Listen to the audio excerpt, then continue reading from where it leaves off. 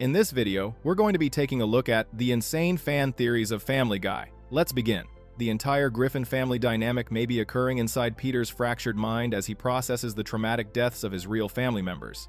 This theory, originally proposed by Reddit user 13 years ago, suggests that Peter's bizarre adventures and the family's strange behavior patterns represent his psychological attempt to keep his loved ones alive in his imagination. According to this theory, the tragic reality begins with Meg, who was actually a beautiful and popular teenager who deeply loved her mentally disabled brother Chris. Chris suffered oxygen deprivation during birth, leaving him intellectually impaired throughout his life. Meg's protective love for Chris drove her to include him in her social activities, despite his limitations. The fatal incident occurred when Meg brought Chris to a high school party. After drinking heavily and witnessing Chris having a panic attack, Meg decided to drive him home.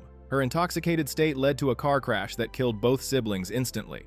Unable to cope with losing her children, Lois committed suicide while pregnant with what would have been their third child, whom Peter posthumously named Stewie. Peter's complete psychological breakdown following these losses created an elaborate fantasy world where his family remains alive. This explains the show's bizarre inconsistencies and supernatural elements. They exist only in Peter's damaged psyche as he processes his grief and guilt while confined to a mental institution. The theory reveals dark meanings behind character behaviors. Meg receives constant abuse because Peter subconsciously blames her for causing the accident that destroyed his family. However, occasional moments of kindness toward Meg represent his remaining love for the wonderful girl she actually was. Stewie's genius-level intelligence reflects Peter's uncertainty about his unborn son's potential, while Stewie's matricidal obsessions represent Peter's resentment toward Lois for taking their child with her through suicide. Peter's extreme stupidity contradicts his actual intelligence. He transforms himself into an idiot because he feels he failed as a father and husband by being unable to protect his family. Brian represents Peter's suppressed intellectual side, which is why their conversations often feel like internal debates between different aspects of his personality. Cleveland, Quagmire, and Joe represent real people from Peter's life. Cleveland and Quagmire are former neighbors who visit Peter in the mental hospital, humoring his delusions out of friendship. Joe, whom Peter never actually met, becomes his idealized vision of the perfect father and husband, someone who remains devoted to his family despite physical disability, representing everything Peter believes he failed to be. Cleveland's departure from the show reflects his decision to stop enabling Peter's fantasies when he realized the visits were affecting his own mental health. This interpretation transforms Family Guy's random chaos into a heartbreaking portrait of unprocessed grief and guilt, where every bizarre adventure ensures Peter's imaginary family remains safe and together. If you love Stewie, then you might want to close your ear and go la la la la with this next one, because Stewie might be dead. Stewie Griffin talks like a Victorian gentleman, builds time machines, and casually discusses matricide over breakfast, but some fans believe there's a darker explanation for his impossible intelligence.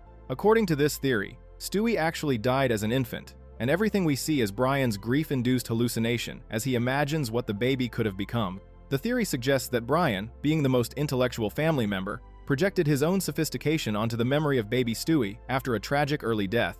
This would explain why Stewie speaks with Brian's level of vocabulary and shares his cynical worldview, while the rest of the family barely acknowledges his advanced behavior. In Brian's imagination, Stewie became the brilliant companion he never had in real life. Chitty Chitty Death Bang provides the first major clue when we see Stewie's birth flashback, but notice how traumatic Peter finds the delivery process. When the doctor says one more push, Lois and Peter witnesses the birth. He's horrified by what he sees, screaming, "Oh God!" The episode presents this as Peter being squeamish. But what if something actually went wrong during delivery? The fact that Peter says he'll never forget the day he was born takes on sinister meaning when you consider most parents remember birth as joyful, not traumatic. The most damning evidence comes from Stewie's own obsession with death throughout both episodes. In his diary entries, he describes his time in the womb as being imprisoned in that uterine gulag and recalls rushing to freedom, only to be ambushed by a mysterious man in white. This isn't typical baby talk. It's the language of someone processing trauma and mortality. When he mentions the man in white, the doctor, trying to put me back in the womb, he's essentially describing death as returning to non-existence. What really sells this theory is how Brian interacts with Stewie compared to everyone else. While Lois changes diapers and treats him like a normal baby, Brian engages with Stewie's complex thoughts and schemes. In Death is a Bitch, when Peter faces his own mortality with the breast lump scare, Stewie becomes even more fixated on death and violence. The timing isn't coincidental. Brian's imaginary Stewie grows more morbid when death enters the household. The family's selective hearing around Stewie's advanced speech patterns suddenly makes sense if most of his dialogue exists only in Brian's mind. Lois responds to basic baby needs while Brian experiences full conversations with this impossibly articulate infant. The show never explains why a baby can discuss quantum physics but struggles with toilet training, unless that baby only exists in the imagination of a grieving intellectual dog. This theory transforms Family Guy's weirdest character into its most tragic, suggesting Brian's entire relationship with Stewie is just elaborate wish fulfillment for the intellectual companion he lost before they ever really met. This next theory explores the idea that Brian is a genius, but not the regular kind, rather the disturbed kind of genius. Brian is the real genius, S8E17 and S1E7. When Family Guy revealed Brian's smart conversations might just be his own mind. Brian Griffin thinks he is the smart one in the family. But what if his clever talks with baby Stewie are really just Brian talking to himself? Here we consider the idea that Stewie is a normal baby, and Brian imagines that Stewie is smart because Brian needs someone intelligent to talk to.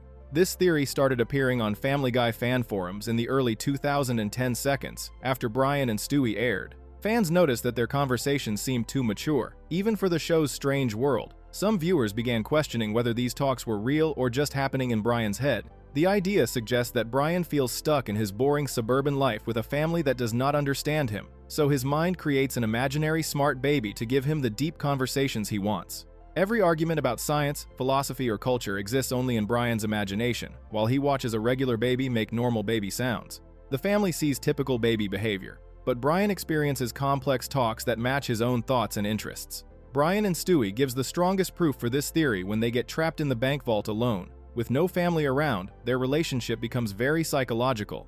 Brian admits he keeps alcohol in his safety box, showing his personal problems. Meanwhile, Stewie's manipulation seems too advanced, even for this show. The whole episode feels more like Brian having an internal crisis than a real conversation with a baby. The most important moment comes when Stewie forces Brian to clean his dirty diaper, then cruelly says, "I got you to eat my poop, because I wanted to see if I could." This is not how babies think. It sounds like the kind of harsh self-punishment Brian might put himself through.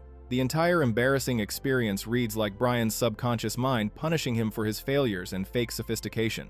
When Stewie says, "I use you, man," and calls him the best of a bad situation, these sound exactly like Brian's own negative thoughts about himself. The alcohol sharing scene becomes even more disturbing with this interpretation. Brian gives liquor to what he thinks is a willing friend, but in reality, he might be endangering a real infant. His comment about "this is the closest I've ever felt to you" shows Brian's desperate need for real connection, even if his own mind manufactured it. The ear-piercing incident shows Brian actually hurting Stewie while believing they are bonding as friends.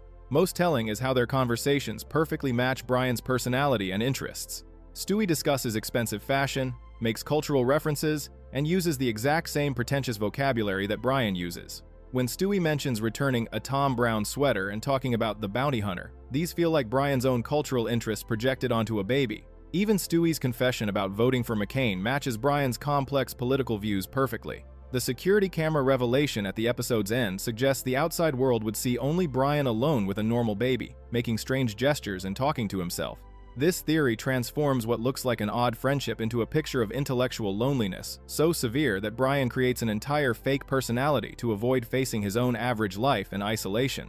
This next theory is unbelievable, even for me. Could the Griffins actually be in hell? The Griffin family goes through constant chaos, multiple deaths, and impossible comebacks throughout the series. This leads some fans to believe they are actually dead and trapped in hell. This theory suggests that their endless cycle of violence, embarrassment, and strange experiences shows eternal punishment rather than normal suburban life.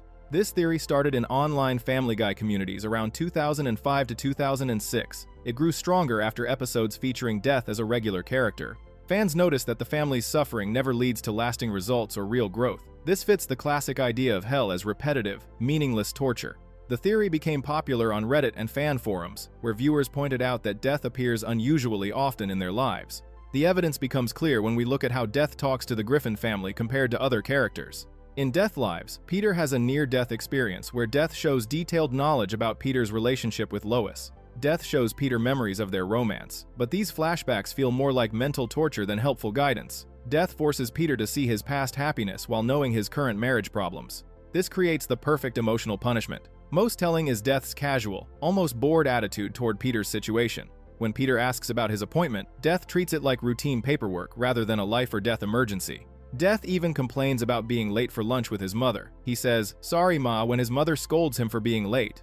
This suggests that managing the Griffins is just another boring task in his supernatural job. This indifference makes sense if Peter and his family are permanent residents of hell rather than living people Death sometimes visits. The time travel sequence in Meet the Quagmires gives the strongest evidence for this theory. When Peter asks Death to let him go back in time and be 18 again, Death first refuses but then easily agrees, saying, "What the hell, let's go." This suggests Death has unlimited power over Peter's existence and can change his reality at will. The fact that Peter can change his past but still ends up in the same miserable situation shows he is trapped in a predetermined cycle. During Peter's return to 1984, he meets Molly Ringwald and experiences the wild youth he never had. But when Death says your time's up and forces Peter back to his regular life, it mirrors the temporary breaks hell might offer before returning souls to their eternal punishment. Peter's brief happiness only makes his return to suburban misery more painful, which serves hell's purpose perfectly. Most damning is how Death treats these supernatural interventions as completely normal. He carries Peter through time travel, near-death experiences, and reality changes without any surprise or effort. Death even helps Peter pick up women and attend supernatural appointments. This suggests that managing Peter's existence is his full-time job rather than occasional divine intervention. The theory explains why the Griffin family never learns from their experiences or grows as people. In traditional hell mythology, the punishment continues forever without redemption or progress. Peter repeatedly makes the same mistakes, Lois never permanently leaves him, and their children remain stuck in their broken roles. Their suffering serves no purpose except the suffering itself. This perfectly matches theological descriptions of hell as punishment without hope of improvement. If you're enjoying this series so far, don't forget to subscribe. The next theory won't surprise you one bit. Peter Griffin displays such extreme stupidity throughout the series that many fans believe he suffers from serious brain damage rather than natural low intelligence. His dangerous lifestyle, repeated head injuries, and complete inability to learn from mistakes all point to permanent neurological damage that explains his increasingly bizarre behavior. This theory originated in Family Guy fan communities around 2006 to 2007, particularly after Petarded aired and showed Peter taking an IQ test. The theory gained traction on forums when fans noticed that Peter's stupidity seemed to worsen over time, suggesting progressive brain damage rather than consistent low intelligence. Medical professionals and psychology students in online discussions pointed out that Peter's symptoms match those of traumatic brain injury patients. The evidence becomes clear in Petarded when Peter takes an official intelligence test and discovers he is mentally retarded. However, the episode treats this as a recent discovery rather than a lifelong condition. When Peter tells his friend Sally from high school that she might want to get yourself tested, it suggests he believes his condition developed after their relationship. This indicates acquired brain damage rather than developmental disability. Most telling is Peter's behavior throughout the episode. After learning about his test results, he says, "My whole world, damage." The theory explains Peter's dangerous lifestyle choices that would cause repeated head trauma. In The Tan Aquatic with Steve Zissou, Peter shows reckless disregard for safety on the golf course, exposing baby Stewie to extreme heat while making poor decisions. His friend Joe warns him about bringing a baby to the golf course, but Peter cannot process this simple safety concern. This pattern of dangerous choices would naturally lead to accidents and head injuries over time. Peter's inability to learn from experience provides strong evidence for brain damage. Normal people with low intelligence can still learn basic lessons, but Peter repeats the same mistakes endlessly without any improvement. When he crashes into other golfers or causes accidents, he shows no understanding of consequences. Brain injury patients often lose the ability to connect actions with results, which perfectly matches Peter's behavior patterns. The restaurant scene in Petarded shows classic symptoms of cognitive impairment. Peter cannot understand that soup requires careful eating, and when he falls into the bowl, he panics and cannot problem-solve his way out. His comment, "These water wings didn't help at all," shows the kind of literal thinking and poor reasoning that brain injury causes. Normal people would understand that water wings are for swimming, not eating soup. Most damning is how other characters treat Peter's condition as something that developed over time rather than a lifelong trait. Lois switches his Trivial Pursuit questions to preschool level just to let him have his moment, suggesting his intelligence recently declined to a point where normal questions became impossible. This pattern fits acquired brain damage rather than developmental disability. The theory transforms Peter from a cartoon character into a tragic figure whose family enables his untreated medical condition instead of getting him proper neurological care. Every member of the Griffin family has their quirks, but Lois doesn't make sense right away. But what if she's immortal? Lois is immortal, S4E20 and S6E5. When Family Guy showed Lois might be unkillable, Lois Griffin has survived gunshots, explosions, drowning, and countless violent situations throughout the series with minimal lasting damage. This theory suggests that Lois possesses some form of immortality or supernatural resilience that allows her to cheat death repeatedly, making her something more than human. This theory developed in Family Guy fan communities around 2008 to 2009, particularly after Lois Kills Stewie aired and showed her surviving what should have been fatal injuries. Fans began cataloging Lois's many brushes with death and noticed a pattern of impossible survival. The theory gained support when viewers realized that while other characters suffer lasting consequences from violence, Lois always recovers completely.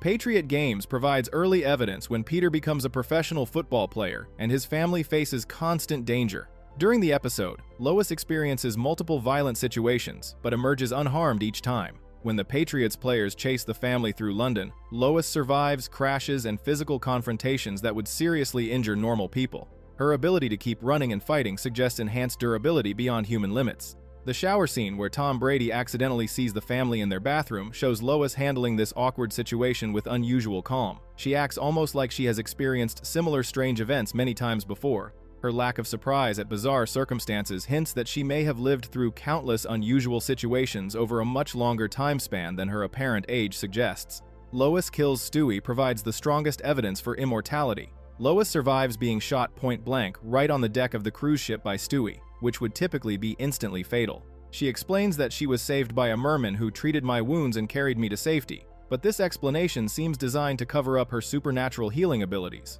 The fact that she recovers from a point-blank gunshot wound while stranded at sea stretches believability even for Family Guy standards. Her story about developing amnesia and working at a fat camp raises more questions. Lois claims she spent months in North Carolina with no memory, yet she looks exactly the same when she returns and shows no signs of trauma.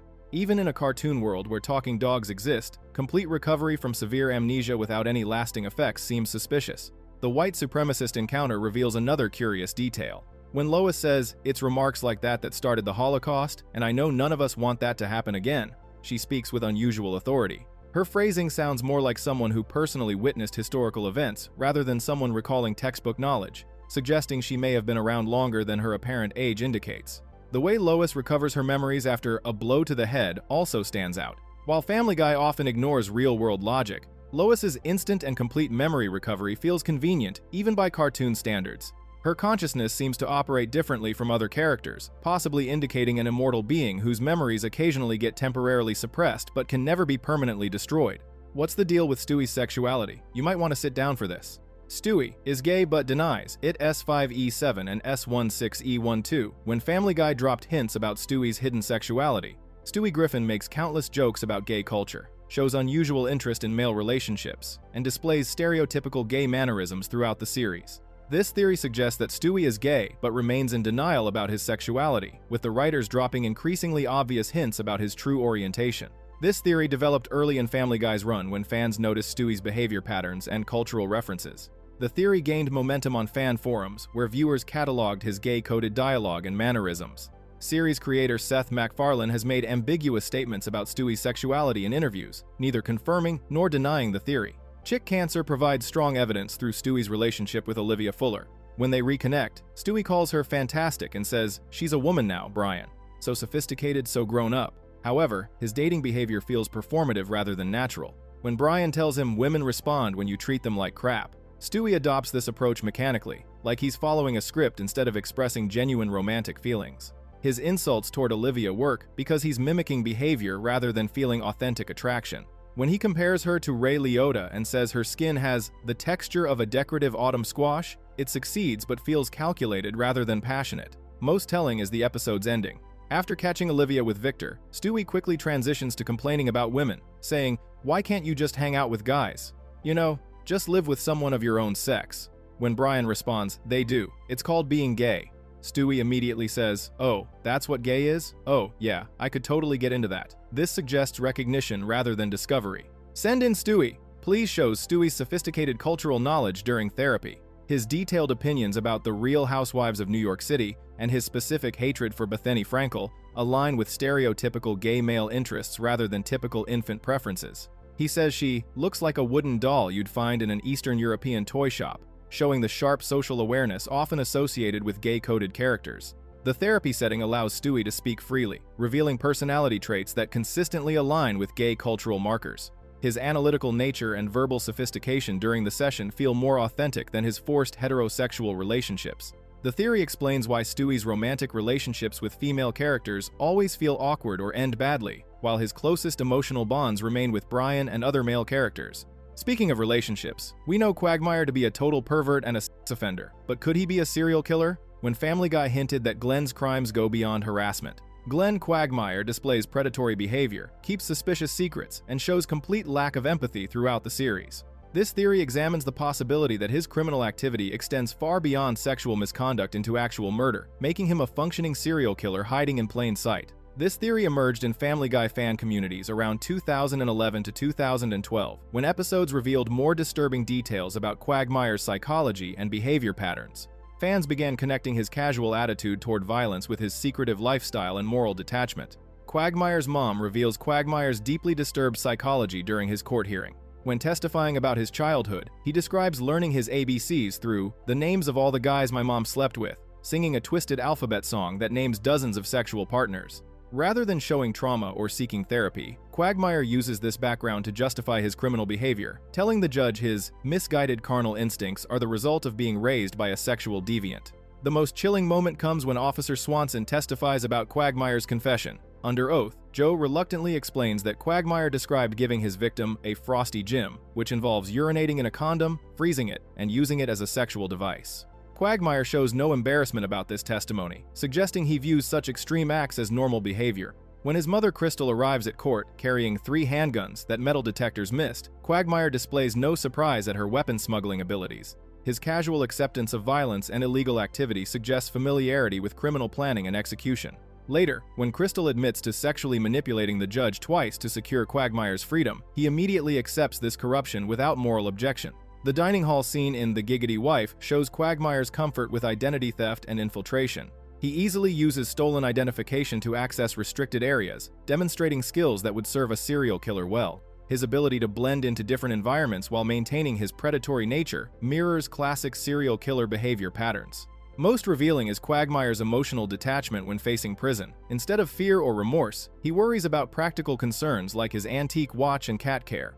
This cold calculation matches the psychological profile of someone who has mentally prepared for imprisonment before, suggesting previous serious crimes that somehow avoided prosecution. Don't forget to subscribe if you're enjoying this series. But have you ever wondered what the hell the chicken fights are all about? The next theory tries to make sense of it all. The epic fights between Peter Griffin and Ernie the Giant Chicken span multiple episodes with increasing violence and destruction. What if these battles aren't just random comedy, but represent Peter's ongoing psychological struggle with adult responsibilities and his inability to escape the consequences of his actions? This theory emerged in Family Guy fan communities around 2005 to 2006 when viewers noticed the chicken fights followed a specific pattern that mirrored Peter's life problems. The theory gained support when fans observed that the fights always begin with mundane triggers but escalate into citywide destruction, much like how Peter's small mistakes snowball into major family crises. Da Boom introduces the chicken during the Y2K apocalypse when Peter encounters him at a gas station. The chicken gives Peter an expired coupon, leading to their first massive fight. This seemingly trivial trigger reveals deeper meaning. The expired coupon represents Peter's constant disappointment when reality fails to meet his expectations. When Peter screams, "You son of a," and attacks violently, he's really attacking his own frustration with a world that doesn't accommodate his childish demands. During their apocalyptic battle, Peter and the chicken destroy most of Quahog, while the Griffin family struggles to survive in their basement bunker. This destruction parallels how Peter's immaturity regularly ruins his family's stability. The chicken becomes a physical manifestation of every adult responsibility Peter tries to avoid: bills, consequences, planning ahead, accepting disappointment. Blind ambition shows Peter's memory of their gas station encounter, but now the chicken appears more menacing and deliberate. When Peter recalls "that nice chicken outside gave me this coupon," followed by the store clerk's rejection, the chicken transforms from helpful to hostile in Peter's mind. This shift represents how Peter reframes his failures as external persecution, rather than accepting personal responsibility. The fight itself becomes increasingly surreal and violent, with both combatants surviving impossible injuries while continuing their battle across multiple locations. Peter throws the chicken through building walls, they crash through moving vehicles, and both endure massive trauma without stopping. This supernatural resilience suggests the fight exists more in Peter's psychological landscape than physical reality. Most revealing is how these fights interrupt Peter's normal life at crucial moments. The chicken always appears when Peter faces adult challenges: Monio, the Y2K crisis, his blindness recovery, family obligations. The battles force Peter to abandon whatever responsible action he was supposed to take, giving him an excuse to avoid growing up while feeling heroic about fighting a threat. The endless nature of their conflict supports the metaphor theory. Unlike typical cartoon violence that resets each episode, the chicken remembers their previous encounters and harbors genuine grudges. This persistent antagonist represents how Peter's avoided responsibilities accumulate over time, becoming larger and more destructive with each encounter until they threaten everything he values. Brian is not a normal dog. This is no surprise, but is he in love with Lois? Brian Griffin repeatedly confesses romantic feelings for Lois throughout the series, creating one of the show's most persistent emotional undercurrents. This theory suggests that Brian's love for Lois drives much of his behavior, personal struggles, and relationship failures, making their connection the true emotional center of the Griffin household. This theory emerged early in Family Guy's run when fans noticed Brian's unusual devotion to Lois compared to other family members. The theory gained support when viewers observed that Brian's depression, drinking, and failed relationships often coincide with moments when Lois shows attention to Peter or other men. Brian in Love establishes the foundation when Brian develops bladder control problems that his therapist Dr. Kaplan links to psychological issues.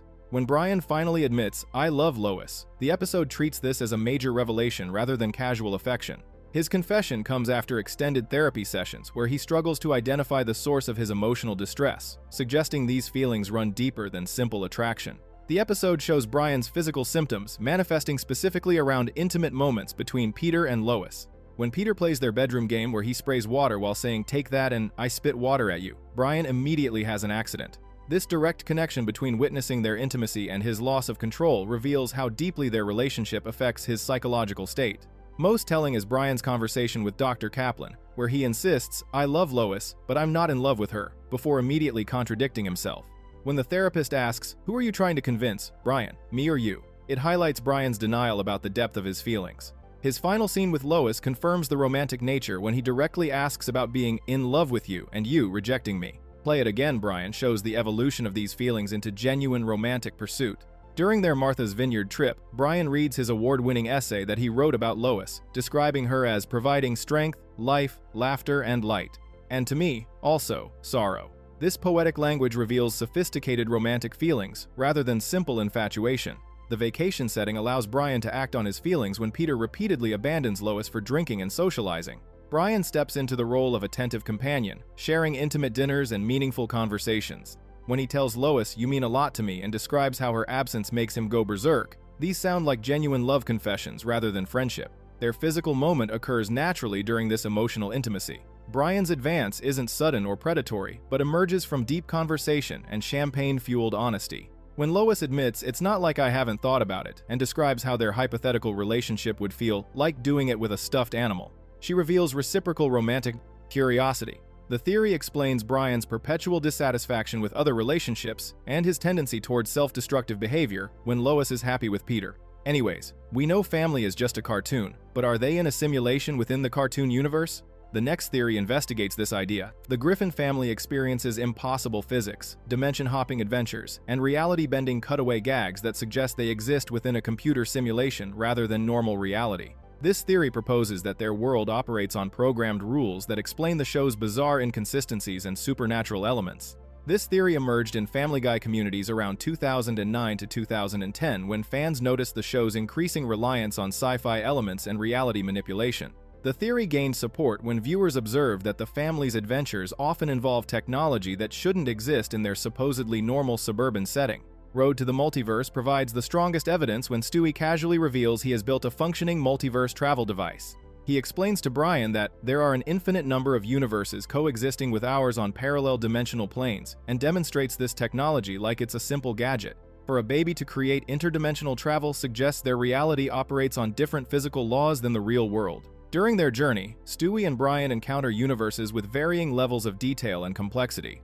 The low-resolution blocky universe, where everyone speaks in simple phrases like "Lois, where is my supper?" resembles early computer graphics. When Stewie describes it as weird and blocky, this suggests they're seeing the underlying programming structure of their simulation. Most revealing is their visit to the Robot Chicken universe, where they exist for exactly 30 seconds. When Brian comments, "How's it feel to be on a major network for 30 seconds?" This breaks the fourth wall in a way that suggests awareness of their artificial nature. The brief appearance feels like a programmed cameo rather than genuine dimensional travel. Viewer Male Hajon shows the family's reality being manipulated by external forces when the genie grants Peter 3 wishes. Peter's wish for theme music that follows him everywhere creates a persistent audio overlay that he can't turn off. This suggests their environment has programmable parameters that can be adjusted by outside controllers. When Peter wishes away his bones and becomes a formless mass, his body defies basic biology while maintaining consciousness. Lois treats this impossible transformation as merely inconvenient, requiring 12 baths a day rather than immediate medical attention.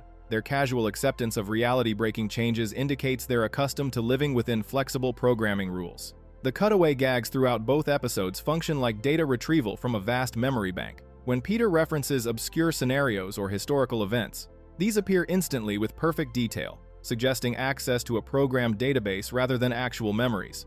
The seamless transitions between reality and flashbacks indicate their consciousness can be temporarily redirected to different simulation modules.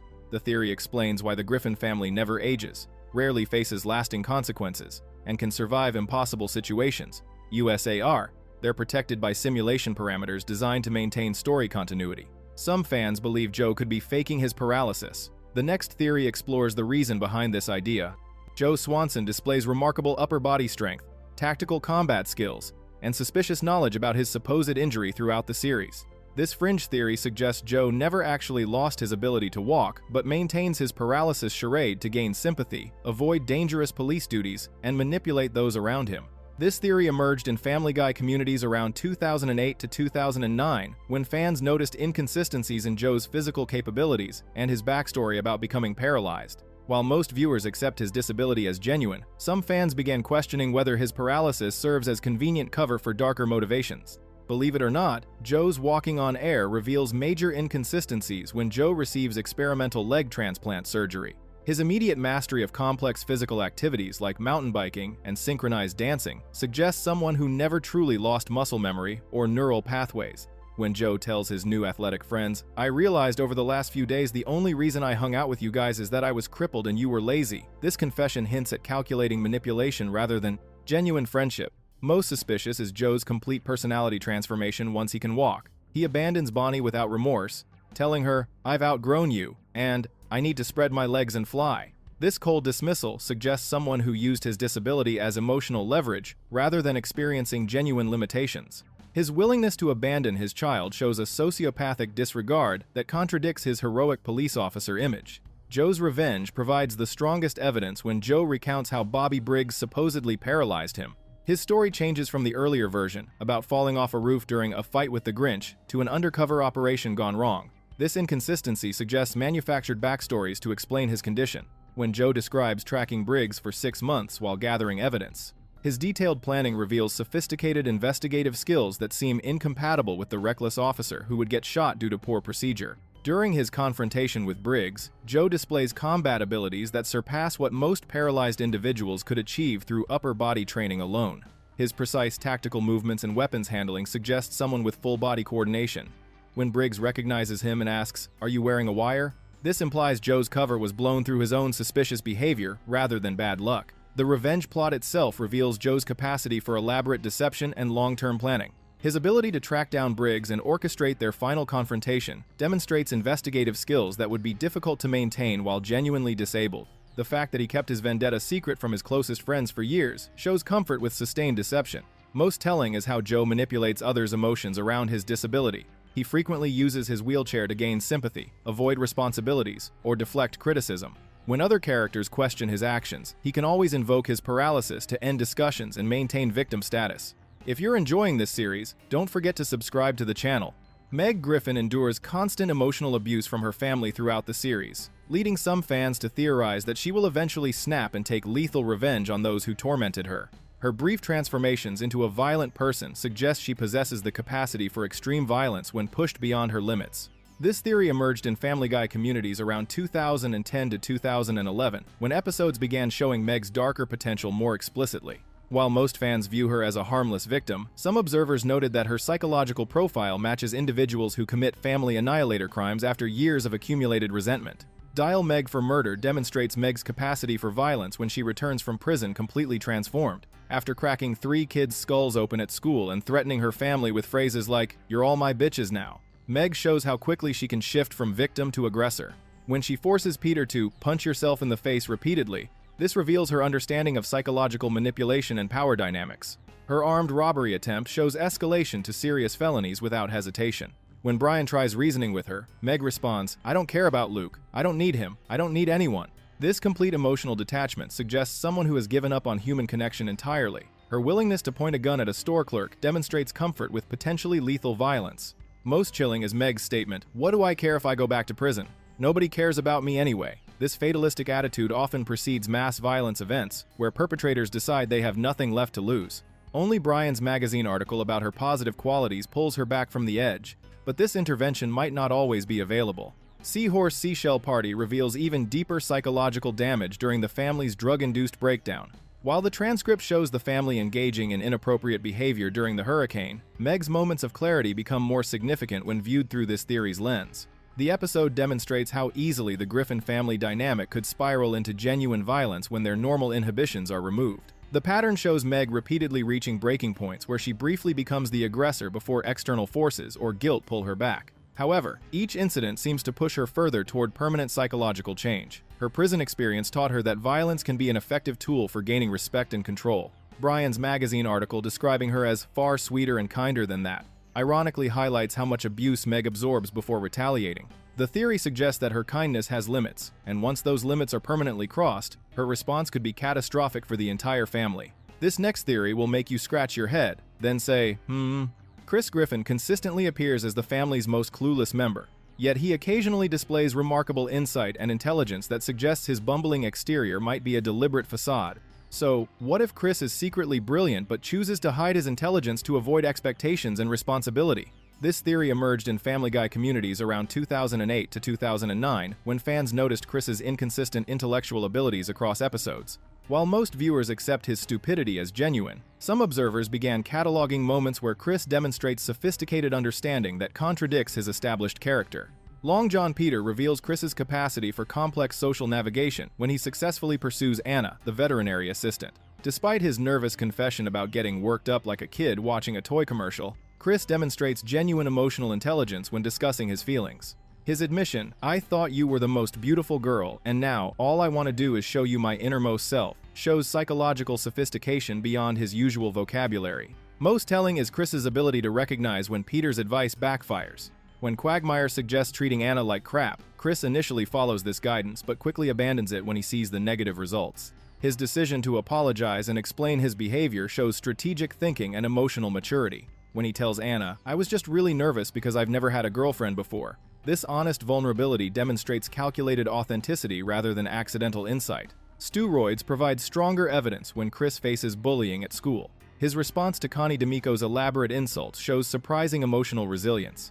While other students would be devastated by her itemized insults about his appearance and interests, Chris processes the criticism without breaking down. His ability to continue functioning normally after being called names suggests either unusual emotional intelligence or complete detachment from others' opinions. During the barbecue scene, Chris makes the observational joke about being beaten up by a baby girl, noting, "What was weird was that she was crying, but the way she was standing over me made it look like I was crying." This meta-commentary on visual perspective demonstrates analytical thinking about perception and reality that seems beyond his supposed intellectual capacity. The theory explains several patterns in Chris's behavior. He often asks seemingly innocent questions that reveal deeper truths about family dynamics. His apparent confusion frequently forces other characters to explain their motivations, suggesting he uses fake naivety as an information-gathering technique. When dealing with romantic situations, Chris shows surprising emotional intelligence despite claiming inexperience. His physical clumsiness and academic struggles could be performance art designed to lower expectations. By maintaining his reputation as the family idiot, Chris avoids the pressure Peter faces as the supposed provider or the criticism Meg endures as the scapegoat. His stupidity serves as protective camouflage in a family where intelligence often leads to responsibility or persecution. The theory suggests Chris has observed how the family treats Brian's intellectualism with suspicion and Stewie's genius with fear, leading him to conclude that appearing stupid offers the safest path through family dynamics. What if the Griffins are in witness protection? That will make sense in a second. Peter Griffin's ability to cause international incidents without facing serious consequences suggests his family operates under federal protection rather than normal legal jurisdiction. When combined with their unexplained wealth and suspicious neighbors, The evidence points toward a witness protection program, carefully disguised as suburban normalcy. Peter's property mysteriously doesn't exist on government maps. The mayor's confusion about this bureaucratic impossibility, your property doesn't seem to be on the map, and you're not even part of these United States, indicates deliberate concealment, rather than clerical oversight. When Peter declares independence and creates Pretoria, the swift government response suggests federal agencies were already monitoring his family's activities. Peter's "Can't Touch Me" musical number demonstrates supernatural legal immunity as he commits crimes in broad daylight without arrest. Local police simply watch him vandalize property and jaywalk while singing about diplomatic protection. This scene makes sense if standing federal orders prohibit local law enforcement from interfering with Griffin family activities. The international crisis Peter creates by hosting dictators like Saddam Hussein and Muammar Gaddafi should trigger serious homeland security responses. Instead, the situation resolves through simple negotiation, with Peter keeping his Big Rudy back-scratching arrangement as the primary concern. This anticlimactic resolution suggests government handlers who prioritize maintaining Peter's cooperation over prosecuting his obvious treason. A brewery worker shouldn't have connections to professional athletes or receive tryout opportunities without significant behind-the-scenes influence. When Peter's behavior becomes disruptive and he gets traded to London's silly nannies, this resembles witness protection, relocation rather than normal sports discipline. The Griffin family's financial resources throughout both episodes raise additional questions. Peter funds elaborate schemes like international diplomacy and professional athletics despite his supposed working-class income. Witness protection programs typically provide substantial living allowances to keep protected individuals satisfied and compliant with their new identities. Cleveland, Quagmire, and Joe's backgrounds also support this interpretation. A government employee, a pilot with unclear employment history, and a disabled police officer with military equipment access could represent fellow protected witnesses or undercover agents assigned to monitor the Griffins while maintaining suburban cover stories. The family's repeated ability to reset their circumstances after major disasters indicates institutional support beyond normal legal systems. Whether creating sovereign nations or international sporting scandals, Peter always returns to baseline suburban life without lasting consequences, exactly what federal protection programs aim to achieve. Don't forget to subscribe if you're enjoying this series. The next theory won't surprise you at all. You've probably imagined it before. Stewie Griffin's sophisticated vocabulary, strategic planning abilities, and obsession with world domination suggest he may be the reincarnation of a historical dictator rather than an ordinary infant. His advanced military knowledge and authoritarian tendencies indicate a consciousness shaped by previous experience, ruling nations through fear and violence. While this theory enjoys popularity among fans, the provided episodes don't actually support the reincarnated dictator interpretation as strongly as fans might claim. The transcripts show Stewie primarily focused on matricide rather than global conquest, and his behavior stems more from family dysfunction than political ambition. In Stewie Kills, Stewie's attempt to murder his mother appears motivated by personal resentment rather than dictatorial impulses.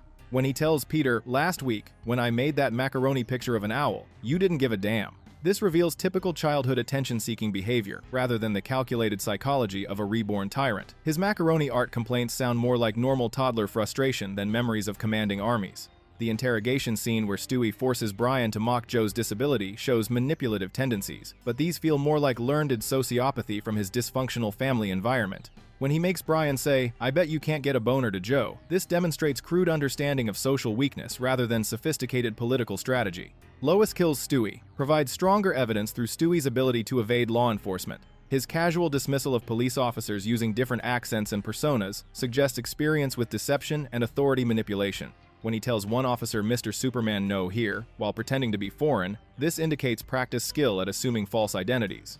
However, the episodes focus more on domestic violence than political themes. Stewie's conflict with Lois centers on maternal neglect rather than ideological differences or territorial ambitions. His weapons knowledge and strategic thinking could easily be explained by his genius-level intelligence and media exposure rather than past life memories. The reincarnated dictator theory requires assuming Stewie possesses memories and skills from a previous existence, but the transcripts suggest his abilities develop from present circumstances. His sophisticated language and planning skills appear throughout the series as consistent character traits rather than gradually emerging memories. While Stewie certainly displays authoritarian personality traits and unusual knowledge for his age, interpreting these as evidence of reincarnation requires significant speculation beyond what the episodes actually demonstrate. His behavior fits equally well with other explanations for his advanced development and aggressive tendencies. Lois is many things, but is she a cheat? The next theory will convince you. What if I told you that Lois Griffin might not be the faithful wife she appears to be? While we often focus on Peter's ridiculous antics and obvious flaws, there's a darker theory lurking beneath the surface about Lois's true character. Today, we're diving into the evidence that suggests Lois might be cheating on Peter far more than the show lets on. This theory started gaining steam around 2007 to 2008 when fans began looking more closely at Lois's behavior patterns. Sure, Peter's the obvious problem in their marriage, but what if Lois has her own secrets? What if her seemingly patient, long-suffering wife act is actually covering up her own infidelity? In Meet the Quagmires, S5E18, we get a fascinating glimpse into an alternate timeline that reveals some uncomfortable truths about Lois. When Peter travels back to 1984 and stands up his teenage girlfriend, Lois doesn't just move on, she immediately jumps into Quagmire's arms and marries him. Now, you might think this is just because Peter wasn't there, but look deeper at what actually happens. The speed of Lois's emotional transfer is honestly shocking. She goes from being supposedly in love with Peter to falling for Glenn after just one missed date. When she tells Peter, "There was a time back when we dated that I thought you might be the one, but you were more interested in partying with your friends," it reveals something crucial. She had backup options ready to go. Even more telling is how she describes falling for Quagmire. She says Glenn stole her heart when he kissed me that night at the country club dance. This suggests she was emotionally available to other men, even while supposedly committed to Peter. The fact that one kiss from another guy completely changes her life trajectory indicates either incredibly shallow feelings for Peter or pre-existing romantic interest elsewhere. What really stands out is how comfortable Lois seems with this transition. She doesn't appear heartbroken about losing Peter. She's genuinely happy with Quagmire. She even tells Peter she loves Glenn's sex jokes and dirty puns, showing she craves attention and validation that Peter clearly wasn't providing. This makes you wonder, in the original timeline, where else might she be seeking that validation? Throughout the series, we see Lois form suspiciously close relationships with other men. She gets emotionally invested in male friends, shows appreciation for masculine attention, and seems to thrive when men treat her as more than just Peter's wife. The alternate timeline in Meet the Quagmires suggests this isn't just innocent friendship, it's a pattern of behavior that could easily cross into infidelity territory. The theory here is that what we see on screen, the occasional flirtation, the emotional connections with other men, the quick romantic pivot in the alternate timeline, these are just the visible tips of a much larger iceberg. Lois's comfortable transition between partners and her apparent readiness to emotionally invest in men other than Peter suggests someone who's already practiced at maintaining multiple romantic options. This reframes their entire marriage dynamic. Maybe Lois isn't just patiently enduring Peter's stupidity, maybe she's actively seeking fulfillment elsewhere while maintaining the facade of a loyal wife. Have you considered that Peter could serve a cosmic purpose? Well, some people have, and in the next episode you'll see why.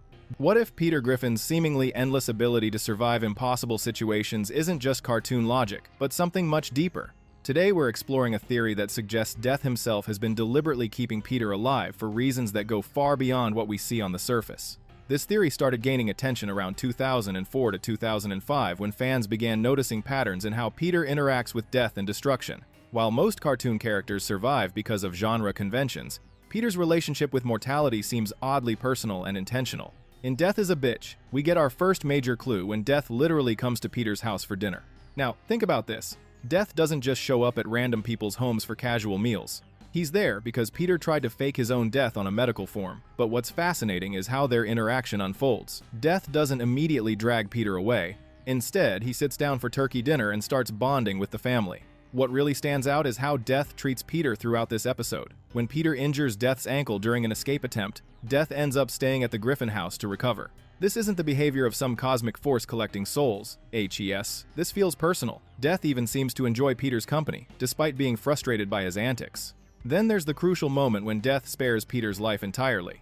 He tells Lois he'll let Peter live, but the reasoning feels incomplete. Why would Death, whose job is literally collecting souls, make exceptions for someone who tried to cheat the system, unless Peter serves some purpose that even Death recognizes? In Wasted Talent, we see Peter's relationship with mortality play out differently but equally revealing. During his quest to find the Silver Scroll in the Pawtucket Brewery contest, Peter engages in increasingly dangerous behavior, heavy drinking, reckless stunts, putting himself in harm's way repeatedly. Yet somehow, he keeps surviving situations that should absolutely kill him.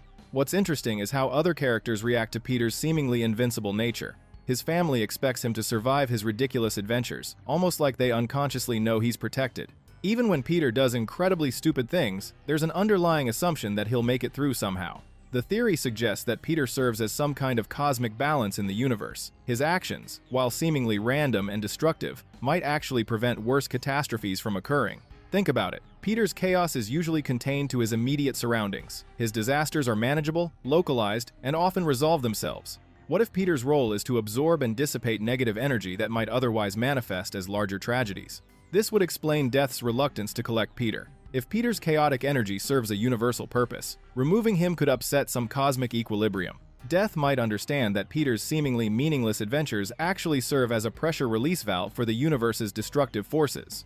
It also explains why Peter's family, despite constant frustration, never truly abandons him. On some subconscious level, they might sense his importance to the cosmic order. Even when Peter's behavior becomes unbearable, they stick together because breaking apart the Griffin family unit could have consequences beyond their understanding. This theory reframes Peter's entire character. Instead of being just a bumbling fool who stumbles through life, he becomes an unwitting cosmic guardian whose very existence maintains universal stability. His stupidity isn't a flaw, it's a feature that keeps him from becoming too self-aware of his actual purpose. Death's protective attitude toward Peter suddenly makes perfect sense. He's not just sparing one man's life, he's maintaining the balance that keeps reality functioning properly. Like and subscribe if you're enjoying this series, and brace yourself for the next weird theory. What if everything we think we know about the Griffin family's hometown is completely wrong? Today we're diving into one of the more mind-bending theories about Family Guy, the idea that Quahog, Rhode Island doesn't actually exist at all, but is instead a product of someone's imagination. And the most likely candidate for that someone? Stewie Griffin himself. This theory started gaining momentum around 2009 to 2010 when fans began noticing just how bizarre and inconsistent Quahog really is as a place.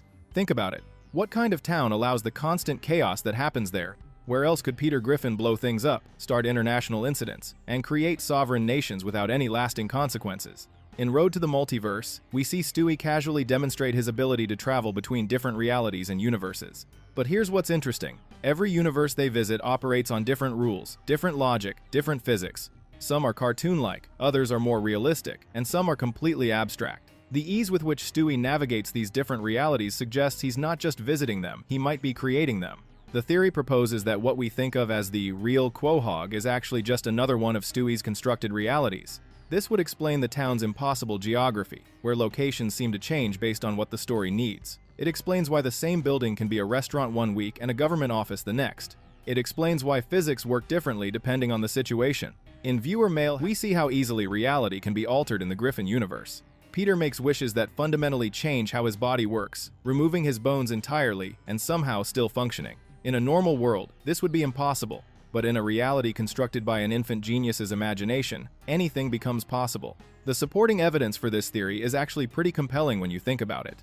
Stewie is clearly the most intellectually advanced character in the show, capable of building time machines and interdimensional devices. He also shows signs of having an incredibly active imagination and a desire to control his environment. What if Quahog is his ultimate sandbox? What a place where he can experiment with different scenarios, different versions of his family, different outcomes. This would explain why the show can reset itself after major catastrophes, why characters can die and come back, why the family's economic situation changes wildly from episode to episode, why neighbors like Quagmire and Cleveland have such exaggerated, almost archetypal personalities. They're not real people, they're characters in Stewie's ongoing mental simulation. It also explains the show's relationship with pop culture and time. How else could a show set in the present day constantly reference events and media from decades past with perfect accuracy? Because it's all happening in the mind of someone who has access to vast amounts of information and can reconstruct any time period he wants. The theory suggests that everything we see, Peter's job at the brewery, Lois's piano teaching, Brian's writing aspirations,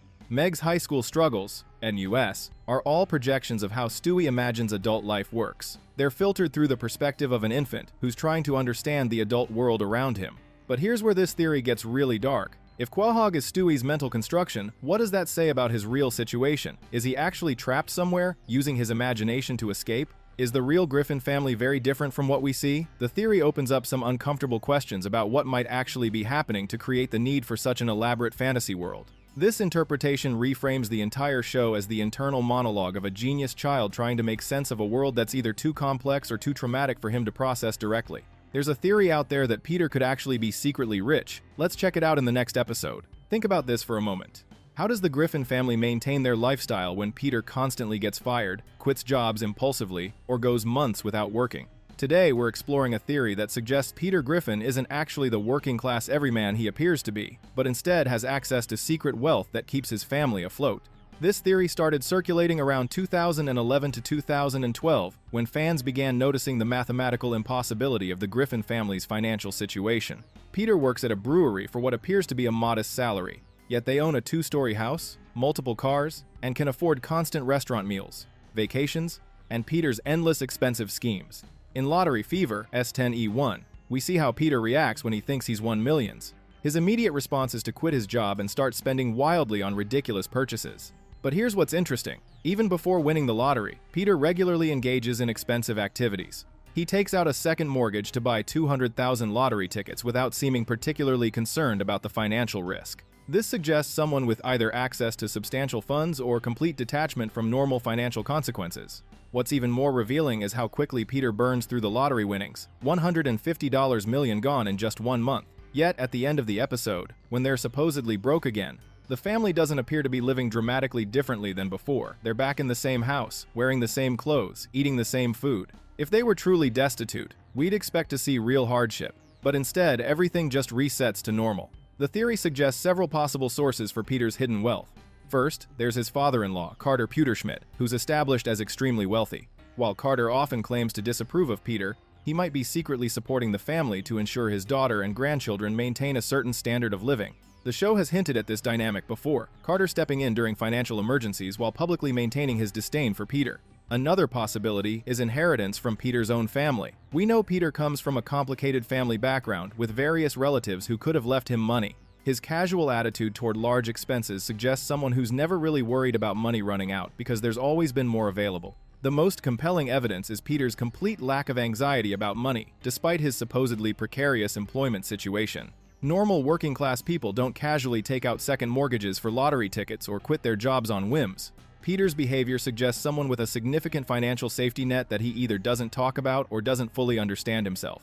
This theory also explains why Lois, who comes from wealth herself, married Peter and stays with him despite his constant irresponsibility. If Peter genuinely threatened their family's financial security on a regular basis, someone with Lois's background and options would likely have left long ago. But if she knows there's always backup money available, his antics become mere inconveniences rather than genuine threats.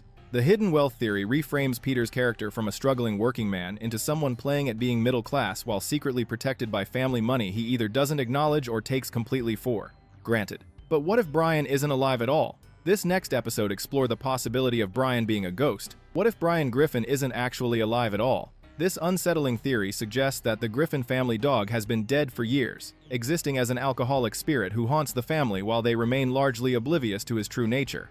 The theory centers around Brian's relationship with alcohol and death throughout the series. His drinking problem isn't treated as typical substance abuse. It's portrayed as something deeper, more existential. In Brian and Stewie, we see Brian carrying a flask in what appears to be a bank vault, treating alcohol less like recreation and more like a necessity for his existence. What's particularly telling is how Brian describes saving his alcohol for something important, suggesting he's rationing it for a specific purpose. The theory proposes that alcohol serves as Brian's anchor to the physical world. The theory panning, without it, he might fade away entirely.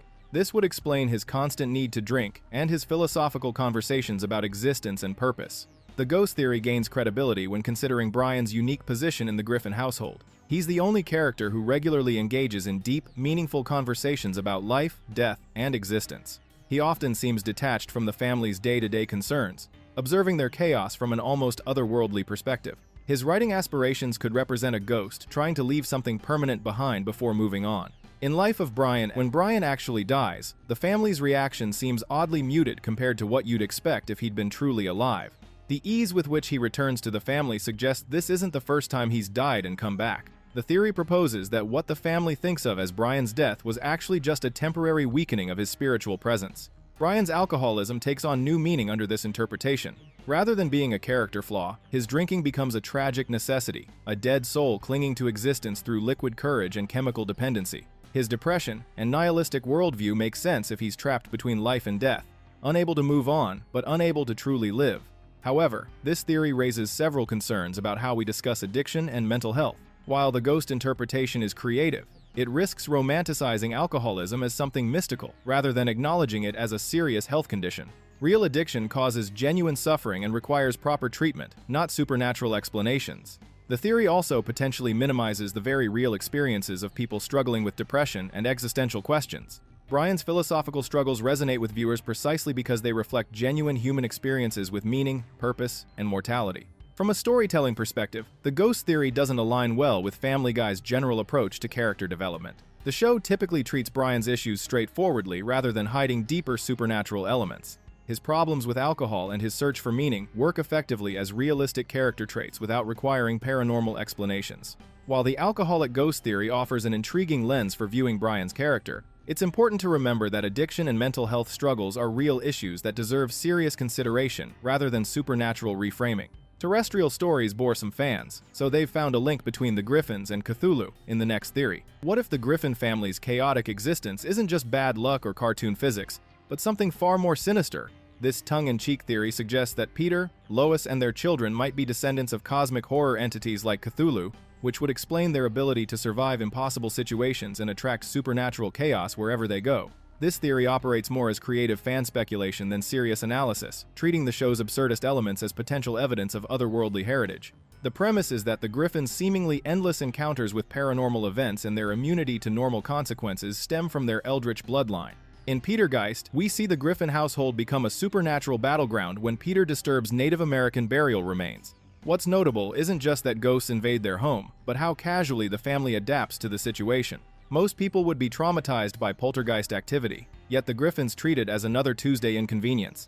The theory suggests this comfort with the supernatural indicates they're not entirely human themselves. The episode also shows Stewie getting pulled into a spirit dimension through their television, then later rescued through an interdimensional portal located in Meg's body.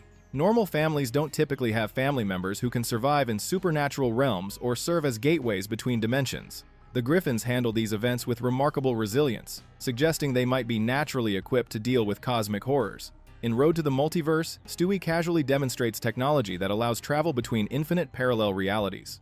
The theory proposes that his ability to create such devices stems from inherited knowledge of cosmic forces beyond human understanding.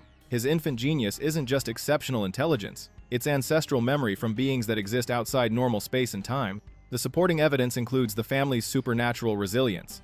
Peter regularly survives injuries that should kill any normal person. Experiences that would drive ordinary minds to madness barely register with him, and he attracts bizarre situations with supernatural frequency. This could indicate he's protected by or descended from entities that exist beyond normal physical laws. However, this theory requires significant creative interpretation rather than textual evidence. While entertaining as a thought experiment, it's important to note that Family Guy operates primarily as satirical comedy, not cosmic horror. The show's absurdist elements serve comedic purposes rather than building a coherent mythology about eldritch heritage. The theory also risks over-interpreting coincidental similarities between comedy tropes and horror themes. Just because the Griffins encounter supernatural situations doesn't necessarily indicate cosmic ancestry, etc. It could simply reflect the show's willingness to explore any premise for comedic effect. From a practical standpoint, this interpretation treats the show's cartoon logic as if it requires supernatural explanation, when the real answer is that Family Guy operates according to comedy rules rather than realistic consequences. The family's resilience serves the show's episodic format rather than suggesting otherworldly origins. While the Cthulhu theory offers an amusing lens for viewing the Griffin family's adventures, it remains firmly in the realm of creative fan speculation rather than supported analysis. Don't forget to like and subscribe if you're enjoying this series. The next theory attempts to find who's responsible for Peter's constant misfortunes. What if Peter Griffin's constant misfortunes aren't just bad luck or his own stupidity, but the result of deliberate sabotage?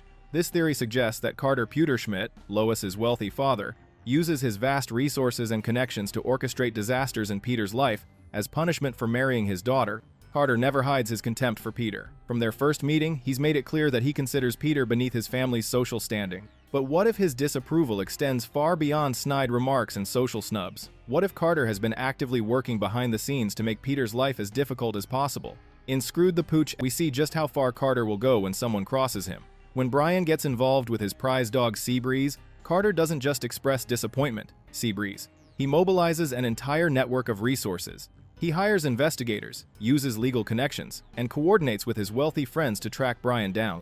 The speed and efficiency with which he orchestrates this operation reveals someone with serious power and influence. During the custody battle, Carter demonstrates his ability to manipulate legal proceedings and present damaging evidence. He has access to detailed personal information about Brian's past, rental records, and seemingly irrelevant details that suggest extensive surveillance capabilities.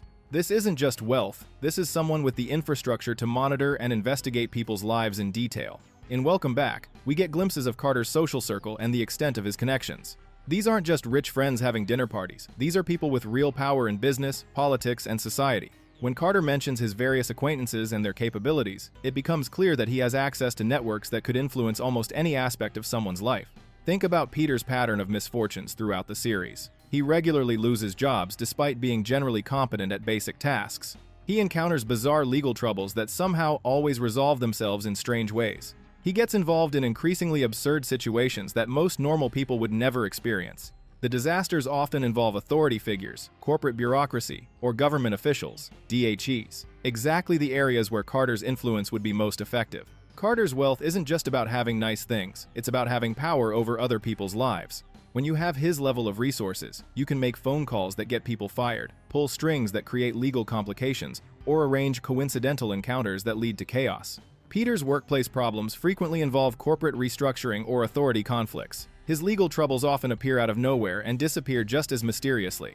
Even Peter's bizarre adventures could be orchestrated through Carter's connections. Need Peter to get involved in a celebrity scandal? Carter knows entertainment industry executives. Want Peter to stumble into a political situation? Carter has government contacts. Looking to create a medical emergency? Carter sits on hospital boards. The most convincing evidence might be the timing of Peter's disasters. They often seem to occur just when things are going well for the Griffin family, as if someone is deliberately preventing them from achieving stability or success. Every time Peter shows signs of growth or responsibility, something catastrophic happens to reset his circumstances. Carter has both the means and the motive. His hatred for Peter is genuine and deep-seated, and his resources are virtually unlimited. For someone who views Peter as an ongoing insult to his family's reputation, orchestrating a campaign of subtle sabotage would be both satisfying and well within his capabilities. The beauty of this theory is that Carter's influence would be invisible to Peter himself. Peter would just see a series of unfortunate events and bad luck, never realizing that each disaster was carefully orchestrated by his father-in-law's network of powerful connections. There's something off about Lois. Is she a spy hiding amongst the Griffins, or is she an alien hiding amongst the Griffins? Check the next theory to find out. What if Lois Griffin's seemingly supernatural survival skills and occasional superhuman abilities aren't just cartoon logic, but evidence that she's actually an extraterrestrial being disguised as a human housewife? We explore this theory that suggests that Lois has been hiding her true alien nature while living among the Griffin family. Throughout the series, Lois demonstrates abilities that go far beyond what any normal human should possess. Her combat skills, survival instincts, and capacity to endure extreme situations suggest she's someone with enhanced physical capabilities. Most humans don't casually survive explosions, gunfights, and the constant chaos that surrounds the Griffin household. Yet Lois handles these situations with remarkable composure. In Lois Kills Stewie, we see Lois display tactical knowledge and fighting abilities that seem to come from nowhere. Her ability to track down and confront Stewie, despite his advanced technology and planning, suggests she's someone with enhanced intelligence, or possibly telepathic abilities. She navigates complex situations with an almost preternatural understanding of what's happening around her. Her strategic thinking during crisis situations often surpasses what we'd expect from a piano teacher and housewife. Lois consistently outmaneuvers opponents who should have significant advantages over her, as if she's drawing on knowledge or abilities that her human identity can't explain. In a Mission Impossible S3E11, we see more evidence of Lois's unusual nature. Her reactions to bizarre situations, like Stewie's microscopic adventure inside Peter's body, are surprisingly calm and adaptable. Most people would be completely overwhelmed by such surreal circumstances, but Lois treats them as manageable problems to solve. The theory suggests that Lois's occasional slip-ups reveal her alien nature, her perfect pronunciation of obscure words, her uncanny ability to remain calm during supernatural events, and her sometimes eerily accurate predictions about family situations could all indicate she's someone with access to advanced knowledge or enhanced cognitive abilities. Her relationship with Peter also supports this theory. Why would someone with Lois's apparent intelligence and capabilities choose to stay with someone as chaotic and irresponsible as Peter? Unless she's studying human behavior for research purposes, or Peter serves some function in her mission that we don't understand. Lois's parenting style also seems oddly detached at times, as if she's observing human family dynamics rather than naturally participating in them. Her ability to switch between loving mother and cold strategist suggests she's someone who's learned to mimic human emotions rather than genuinely experiencing them. The alien theory would explain why Lois rarely seems genuinely surprised by the supernatural events that constantly occur around her family. While other characters react with shock to time travel, interdimensional portals, and talking animals, Lois adapts with suspicious ease.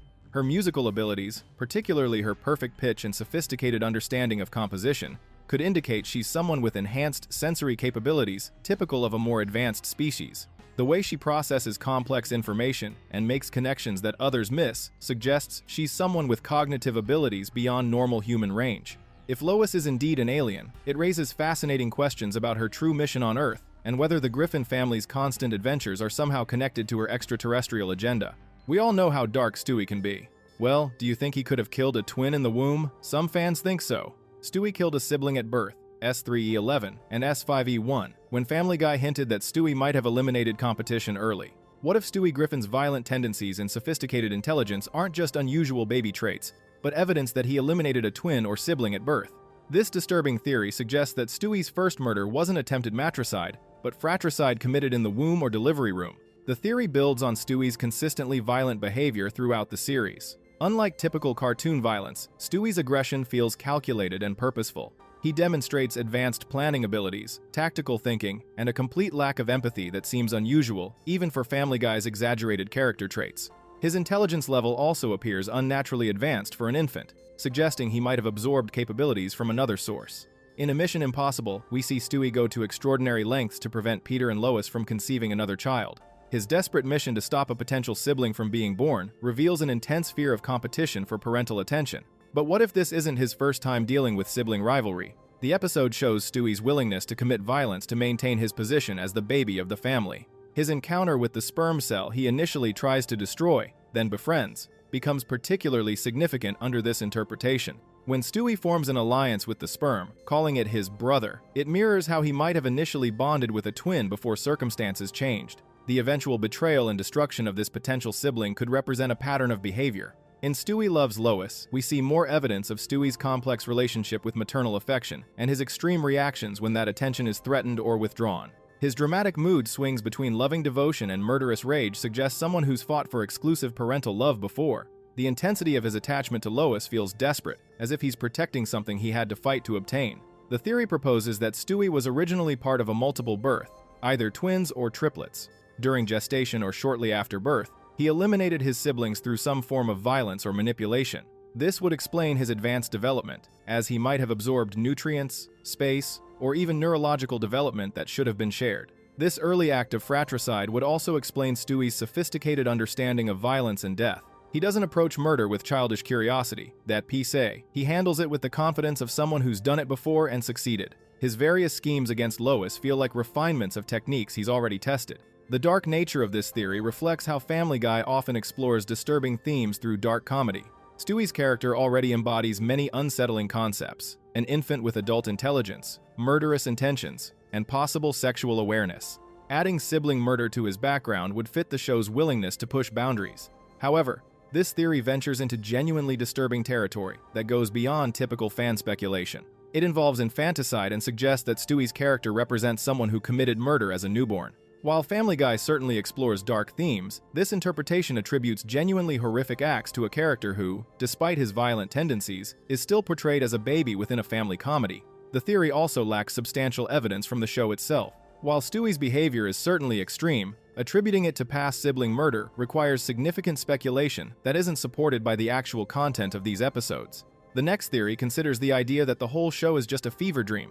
Stay tuned. What if the entire Family Guy series isn't actually happening, but exists entirely within Peter Griffin's unconscious mind while he's lying in a coma somewhere?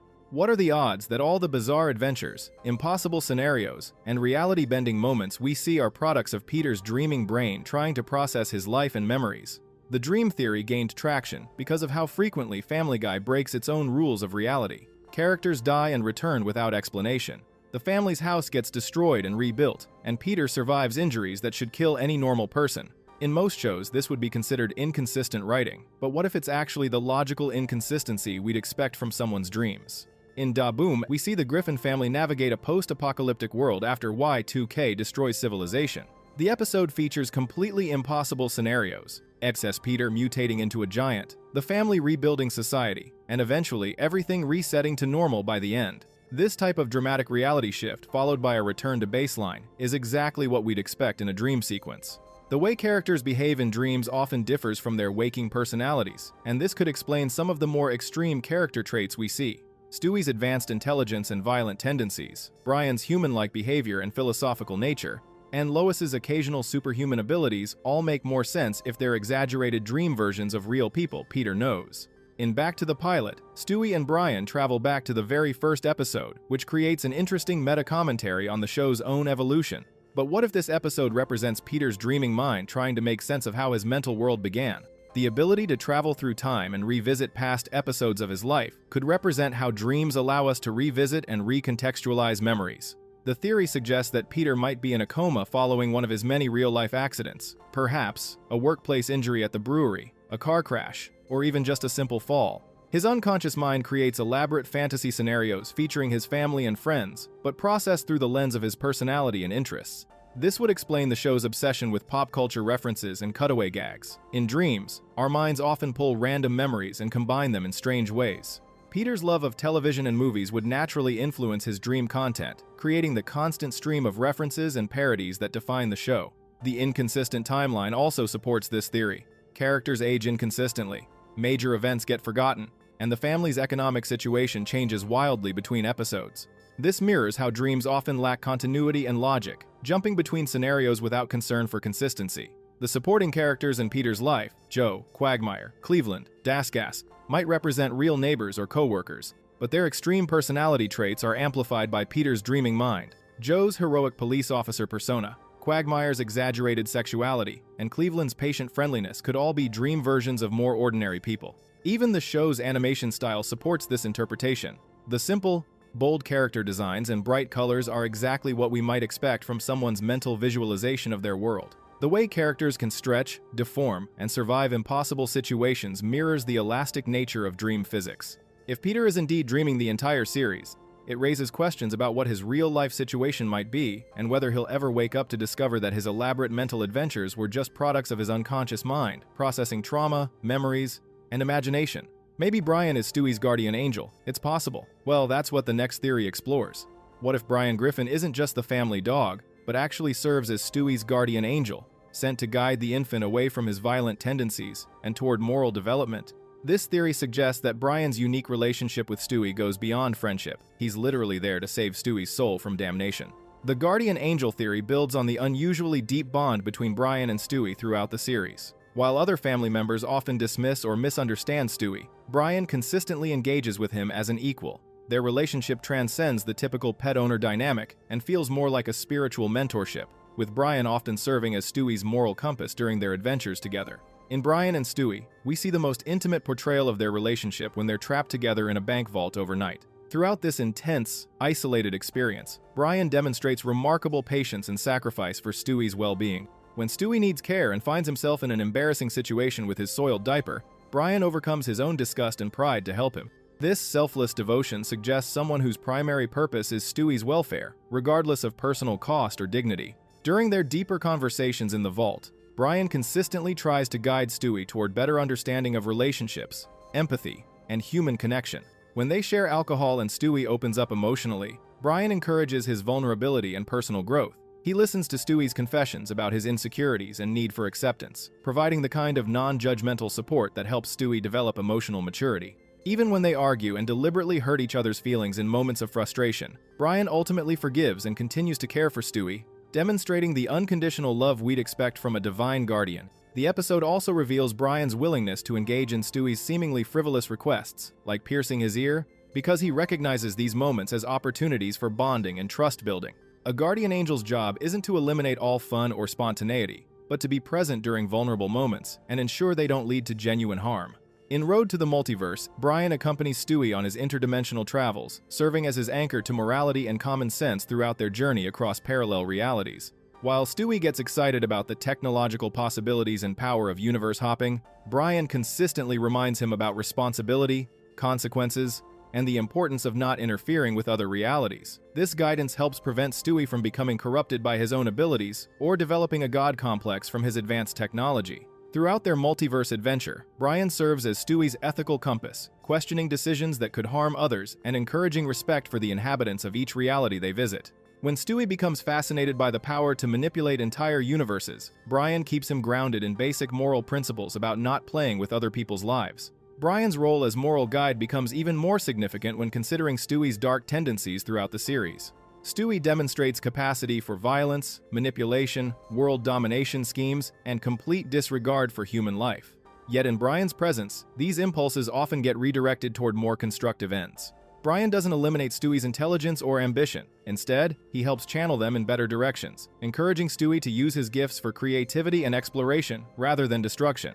The theory suggests that Brian was sent specifically to prevent Stewie from becoming truly evil. His presence in Stewie's life consistently pulls the infant back from his worst impulses and toward developing genuine emotional connections. Their adventures together often result in Stewie learning important lessons about friendship, sacrifice, and caring for others, lessons that gradually chip away at his sociopathic tendencies. Brian's own struggles with alcoholism and depression take on new meaning under this interpretation. Perhaps guardian angels aren't perfect beings, but rather souls who understand suffering and can therefore guide others through their own darkness. Brian's flaws make him more relatable to Stewie and more effective at reaching him when he's struggling with his own demons. The special nature of their communication also supports this theory. While the show is inconsistent about who can understand Stewie, Brian always seems to hear him clearly. This could indicate a spiritual connection that transcends normal physical limitations, allowing the guardian angel to maintain constant contact with his charge, regardless of circumstances. If Brian is indeed Stewie's guardian angel, it suggests that despite his violent fantasies and advanced intelligence, Stewie's soul is worth saving, and that even the most troubled individuals can find redemption through genuine connection and patient moral guidance. Don't forget to like and subscribe if you're enjoying this series. The next theory questions how Stewie could possibly be the genius inventor at such a young age. What if Stewie Griffin's elaborate inventions, weather control devices, mind control rays, aren't actually real, but exist entirely within his vivid imagination? This theory questions if what we see as sophisticated technology is actually the show's way of visualizing how a brilliant infant processes the world through creative play and fantasy. The imaginary inventions theory explains one of the most intriguing aspects of Stewie's character: how he manages to build impossibly advanced technology in his nursery without any visible materials, tools, or manufacturing equipment. When we see Stewie operating complex devices, we might actually be witnessing his imagination, transforming simple household objects into elaborate contraptions through the power of creative visualization. In Viewer Mail Has Shown, we see Stewie demonstrating various gadgets that seem to defy physics and engineering limitations. Notice how these demonstrations often happen when he's alone or with Brian, who consistently indulges his fantasies. The theory suggests these sequences represent Stewie's internal mental theater, where cardboard boxes become time machines and kitchen utensils transform into ray guns. The show's visual language supports this interpretation. Stewie's inventions often appear and disappear with suspicious convenience, exactly like props in imaginative play. One moment he's wielding a sophisticated device, the next, it's nowhere to be seen. This inconsistency makes perfect sense if we're watching the fluid nature of childhood imagination rather than actual technology. In Road to Germany, Stewie and Brian's elaborate time travel adventure through Nazi Germany demonstrates the full scope of his imaginative capabilities. The entire sequence reads like an exceptionally detailed fantasy scenario that a brilliant child might construct while playing with toy soldiers or flipping through history books. Every element, from the period-appropriate dialogue to the historical encounters, reflects exactly the kind of immersive storytelling that gifted children create during solo play. Brian's role becomes particularly meaningful under this interpretation. Rather than a dog who somehow understands advanced physics, Brian represents the perfect imaginary companion, IMC, always available for adventures, never questioning the logic of impossible situations, and providing the emotional support that makes elaborate fantasy scenarios feel real and important. The theory explains why adults in the family rarely notice or react to Stewie's supposed inventions.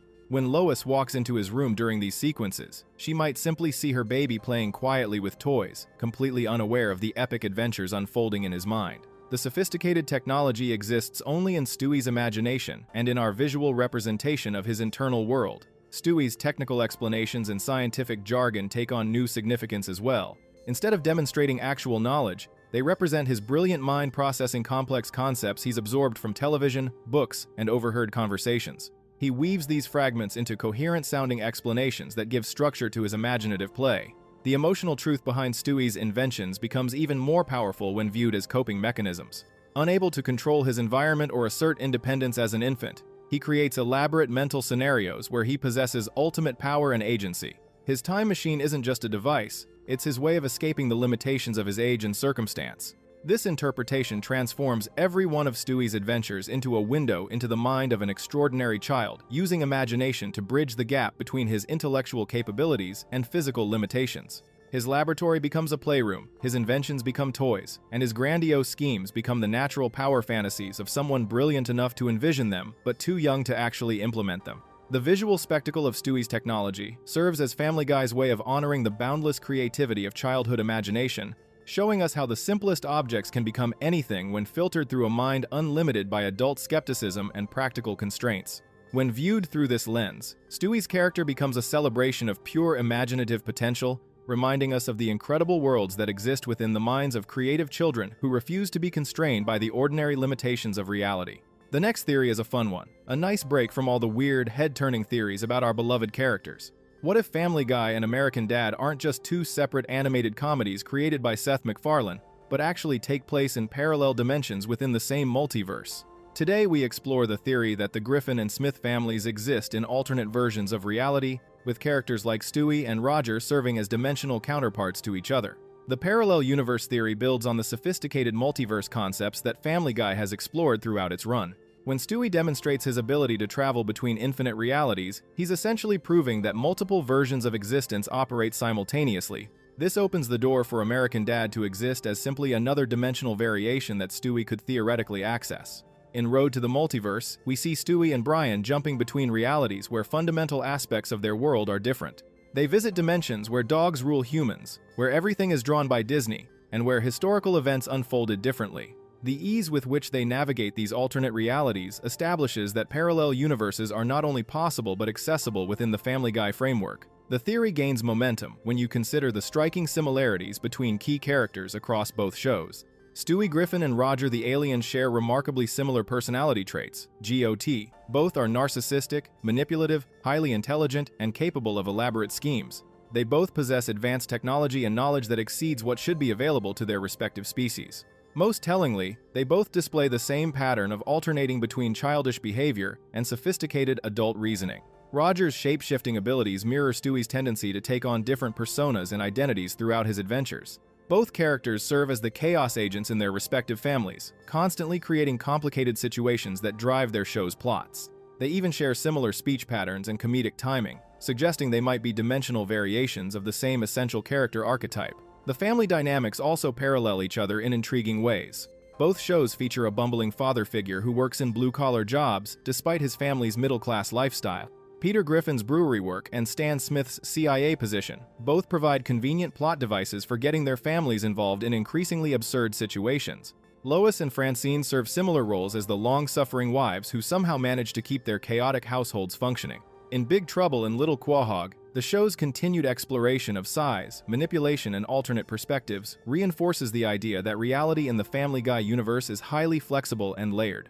When characters can shrink down to microscopic levels and encounter entirely different civilizations, it suggests that multiple layers of existence operate simultaneously within the same space. The crossover potential between the shows becomes even more compelling when you consider their shared creative DNA. Both series emerge from the same creative mind and share similar animation styles, humor sensibilities, and narrative structures. Rather than coincidental similarities, these could represent consistent elements that appear across different dimensional variations. The theory suggests that Seth MacFarlane isn't just creating separate shows, but actually documenting different slices of the same expanded universe. Each series represents a window into a different dimensional reality where similar archetypal characters play out variations of the same cosmic themes. Stan Smith's government connections could even provide the in-universe explanation for why these parallel realities remain separate. Perhaps the CIA has technology that monitors interdimensional activity, keeping knowledge of alternate realities classified while occasionally allowing limited crossover between dimensions. This interpretation transforms both shows from standalone comedies into interconnected pieces of a larger multiversal puzzle. Every Family Guy episode becomes part of a vast web of parallel stories happening simultaneously across infinite realities, with American Dad representing just one of countless variations, where the same essential character types exist in slightly different configurations. The parallel universe theory suggests that when we watch both shows, we're actually observing the same fundamental story playing out across different dimensional frequencies, each one exploring different aspects of family dysfunction, American culture, and the absurdity of modern existence through the lens of alternate reality. We all hate how Meg is treated in this family. This next theory debates the possibility that she's adopted. What if Meg Griffin's constant mistreatment by her family isn't just cruel comedy, but actually stems from the fact that she's not biologically related to them? This theory considers the possibility that Meg was adopted into the Griffin family, which would explain her different appearance, personality, and the persistent way she's treated as an outsider by her own relatives. The adoption theory addresses several puzzling aspects of Meg's character and her place in the family dynamic. Unlike her siblings, Meg looks noticeably different from both Peter and Lois. While Chris clearly resembles Peter and Stewie has Lois's facial structure, Meg's appearance seems to come from neither parent. Her brown hair contrasts with the family's predominantly blonde genetics, and her overall features suggest different ancestry entirely. More telling than physical differences is how the family treats Meg compared to the other children. While Peter might be frustrated with Chris's stupidity or annoyed by Stewie's schemes, his treatment of Meg goes beyond typical father-daughter tension into genuine cruelty and rejection. The consistency of this mistreatment suggests something deeper than normal family dysfunction. In Don't Make Me Over, we see Meg's transformation through a makeover that reveals she's actually quite attractive when given proper styling and attention. The family's shock at her beauty suggests they've never really looked at her as an individual worth noticing. When she becomes successful and confident, their reaction isn't pride but resentment, as if her success threatens their established family hierarchy. The episode demonstrates how quickly Meg can integrate into different social circles when she's accepted and valued. Her immediate popularity and romantic success suggest she possesses social skills and attractiveness that were simply suppressed by her family environment. This adaptability could indicate she's naturally suited for a different type of family or social structure. In Seahorse Seashell Party, Meg finally confronts her family about their treatment of her, revealing deep insights into their dysfunction. Her ability to psychologically analyze each family member's problems suggests she's been observing them from an outsider's perspective rather than feeling truly integrated into their dynamics. This emotional distance could stem from unconsciously sensing she doesn't belong. The theory proposes that Peter and Lois adopted Meg as infants but never told her the truth. Perhaps they took her in reluctantly, maybe as a favor to relatives or due to social pressure, and their resentment has manifested as ongoing rejection. This would explain why their mistreatment feels so personal and targeted compared to how they handle Chris and Stewie's problems. Meg's desperate need for acceptance and love makes more sense if she's unconsciously sensing that she doesn't truly belong. Her willingness to endure abuse rather than fight back could stem from fear that challenging the family might result in complete abandonment. She tolerates treatment that no biological child would accept because part of her knows her place in the family is tenuous. The adoption theory also explains why Meg often serves as the family scapegoat. In dysfunctional family systems, adopted children sometimes become repositories for the family's collective problems and tensions. By focusing their dysfunction on Meg, the other family members avoid confronting their own issues and maintain the illusion that she's the source of their problems. Peter's particular cruelty toward Meg could stem from guilt about never fully accepting her as his daughter, while Lois's enabling of this behavior might reflect her own ambivalence about the adoption. Even Chris and Stewie's casual acceptance of Meg's mistreatment suggests they've internalized the message that she's somehow different or less deserving of respect. If Meg discovered the truth about her adoption, it would provide a framework for understanding her entire family experience. The constant rejection, the feeling of not fitting in, and the sense that she's fundamentally different from her relatives would all make sense within the context of being an outsider who was never fully integrated into the family unit. This interpretation transforms Meg from a simple punching bag character into a tragic figure, someone desperately seeking love and acceptance from people who may never be capable of providing it because they've never truly seen her as family. God has favorites, so why not Satan? Some people believe Peter Griffin is Satan's favorite person. What if Peter Griffin's miraculous survival through countless disasters isn't luck or cartoon physics, but divine protection from the Prince of Darkness himself?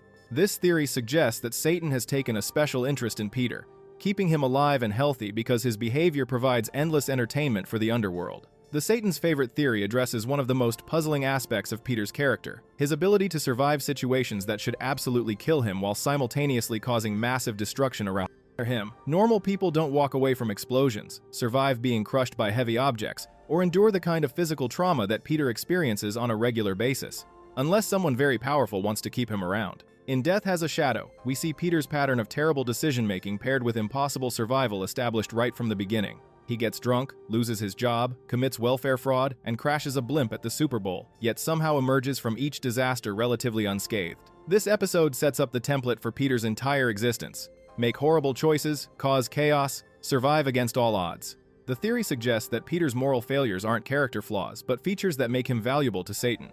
His selfishness, dishonesty, and complete lack of empathy for others create a steady stream of suffering and corruption that feeds hell's purposes.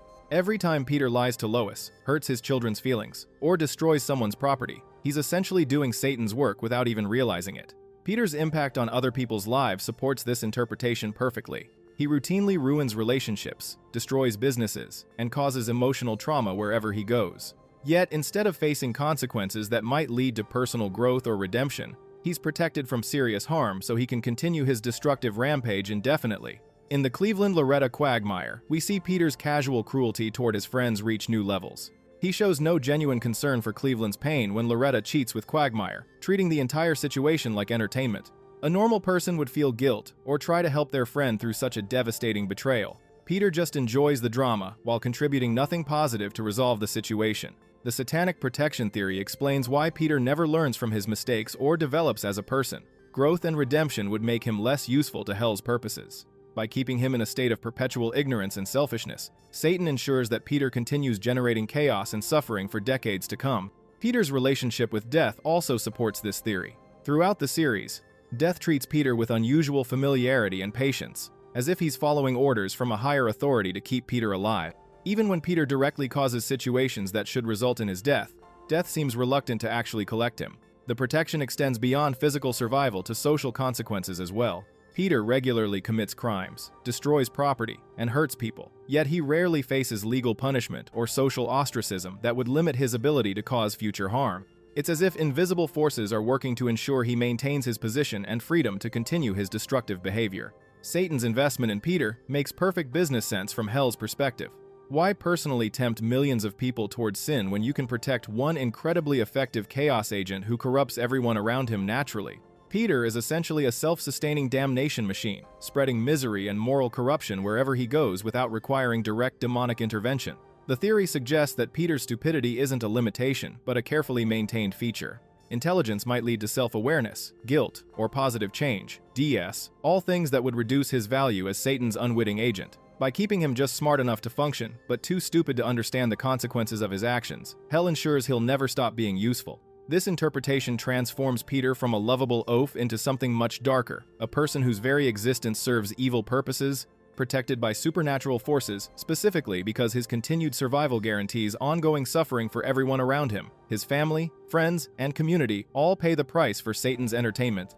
Have you considered that every member of the Griffin family is insane, all except one? The next theory suggests Stewie might be the only sane person left. What if Stewie Griffin, despite being an infant, is actually the most psychologically healthy and rational member of his entire family? This theory suggests that beneath his elaborate schemes and violent fantasies, Stewie possesses genuine emotional intelligence, self-awareness, and logical thinking that far surpasses the dysfunction displayed by every other Griffin family member.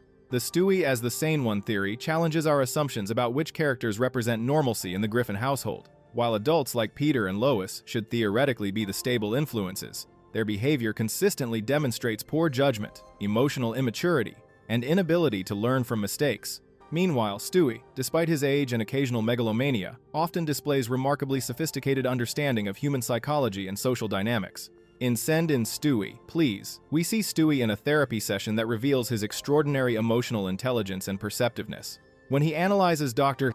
Pritchfield's life through careful observation, he demonstrates skills that most adults never develop. His ability to read people, understand motivations, and see through facades suggests someone with exceptional psychological awareness rather than mental instability. During the therapy session, Stewie shows genuine vulnerability and self-reflection when he admits to feeling lonely and struggling to fit in. This kind of honest emotional processing is something we rarely see from other family members, who typically deny problems or blame others for their issues. Stewie's willingness to examine his own behavior and seek understanding demonstrates emotional maturity that contrasts sharply with his family's typical avoidance patterns. The episode also reveals that Stewie's elaborate persona, USIA, his British accent, sophisticated vocabulary, and grandiose claims, USIA, might be defense mechanisms rather than signs of instability. His admission that he feels different and wants to fit in suggests he's created an intellectual identity to cope with social isolation. This kind of adaptive behavior, while not entirely healthy, shows more self-awareness than his family's typically destructive coping strategies. In Road to Rupert, we see Stewie's deep emotional attachment to his teddy bear, which some might view as childish dependency. However, the theory suggests this attachment represents Stewie's ability to form meaningful emotional bonds and maintain consistency in relationships, something other family members struggle with. His genuine grief when losing Rupert and his determination to recover him demonstrate emotional depth and loyalty. Throughout both episodes, Stewie's supposed insanity often manifests as logical responses to genuinely insane family situations. His frustration with his parents' incompetence, his desire for control in chaotic circumstances, and his elaborate plans to solve problems all make sense when viewed as attempts to impose reason on an unreasonable environment. The theory points out that Stewie's violent fantasies about Lois might represent normal childhood anger expressed through advanced vocabulary rather than genuine psychopathy. Most children occasionally wish their parents would disappear when they're frustrated, but they lack Stewie's ability to articulate these feelings in sophisticated terms. His murderous schemes could be elaborate expressions of typical toddler tantrums. Stewie's relationships also support this interpretation. His friendship with Brian demonstrates his capacity for genuine connection with someone he views as an intellectual equal. Their adventures together often show Stewie as the more emotionally stable partner, providing support and guidance when Brian struggles with depression or poor decisions. The family's treatment of Stewie further supports his role as the sane outsider. They consistently dismiss his observations and insights, even when he's clearly right about situations. This pattern mirrors how dysfunctional families often scapegoat or ignore the member who points out problems, preferring to maintain comfortable illusions rather than face difficult truths. Stewie's advanced intelligence becomes less of a cartoon gag and more of a survival mechanism under this interpretation. In a household where the adults regularly make dangerous, impulsive decisions, having one family member capable of logical thinking and long-term planning might be essential for everyone's survival. The theory suggests that Stewie's apparent psychological issues are actually rational responses to living with genuinely unstable people. His need for control, his detailed planning, and his emotional outbursts all make sense as coping mechanisms for someone intelligent enough to recognize the chaos around him but too young to escape it. This interpretation transforms Stewie from comic relief into a tragic figure, A.I. Wynn, a brilliant child trapped in a dysfunctional family, using his intellect to survive while desperately seeking the emotional connection and stability his family cannot provide. Sometimes, some characters break the fourth wall, and it's not who you'll expect in the next theory. What if Mayor Adam West's seemingly random and nonsensical behavior wasn't mental illness, but actually evidence that he alone understood the true nature of Quahog as a fictional construct? The idea is that West's apparent insanity was really a sophisticated awareness of cartoon reality, making him the only character who truly grasped that he existed within an animated television show. The Mayor West knows the truth. Theory reframes his eccentric behavior as rational responses to living in an obviously artificial world. While other characters accept the absurd physics, impossible coincidences, and narrative conveniences of their reality, West's actions suggest someone who's figured out that normal rules don't apply because nothing around him is actually real. In 15 Minutes of Shame, we see West's peculiar relationship with media and public attention throughout the Griffin family's reality TV experience. His behavior during public events shows someone who understands he's performing for an audience that exists beyond the immediate fictional world. When he delivers speeches about Quahog's history, his theatrical presentation style suggests awareness that he's reciting exposition for viewers rather than genuinely informing citizens. West's telling of the Quahog founding myth reads like 7 acts, complete with a magic talking clam, reads like someone who knows he's delivering obviously fictional backstory. His delivery has the quality of an actor who's aware he's reading ridiculous dialogue but commits to the performance anyway. Most politicians would try to make local legends sound plausible, but West presents clearly fantastical elements with complete sincerity, as if he knows the audience expects cartoon logic. The theory gains strength from West's relationship with narrative structure throughout the series. His actions often seem disconnected from immediate plot concerns, but they frequently serve broader storytelling functions. He appears when episodes need authority figures, provides exposition when backstory is required, and disappears when his presence would complicate ongoing storylines. This suggests someone who understands his role as a supporting character rather than a fully autonomous individual. In Patriot Games, West's reactions to the various sports and political situations demonstrate his unique perspective on the show's reality. While other characters get emotionally invested in plot developments, West often seems detached, as if he's observing events from outside the narrative framework. His comments and reactions frequently have a metatextual quality that suggests awareness of broader context beyond what his character should technically know. West's dialogue patterns also support this interpretation. He often makes references that seem anachronistic or contextually inappropriate, as if he has access to information from outside his fictional timeframe. His cultural references span decades in ways that suggest knowledge of the real world beyond Quahog's supposed timeline. The mayor's apparent randomness might actually be strategic behavior designed to maintain his sanity while trapped in a fictional world. If he truly understands that he's a cartoon character in an animated series, his eccentric actions could represent attempts to assert some form of agency within predetermined narrative constraints. By acting unpredictably, he creates small spaces of autonomy within his scripted existence. West's interactions with other characters often have the quality of someone humoring people who don't understand their situation. He goes through the motions of municipal leadership while clearly recognizing the absurdity of governing a town where physics work inconsistently and major catastrophes resolve themselves within 22-minute timeframes. The theory suggests that West's knowledge creates a form of existential burden.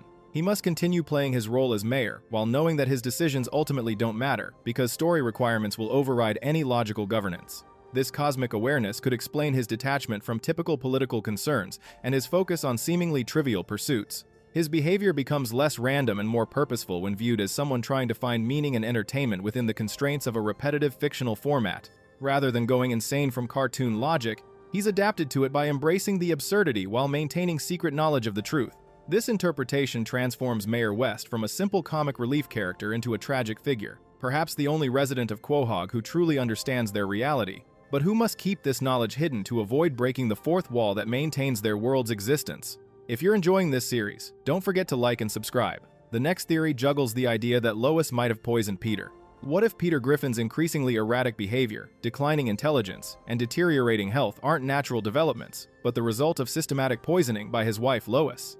This disturbing theory suggests that Lois has been slowly administering toxins to keep Peter dependent, manageable, and unable to function without her constant care. The poisoning theory emerges from observing Peter's dramatic, cognitive, and physical decline throughout the series. Early episodes show Peter as crude but relatively competent, 2000 Fate.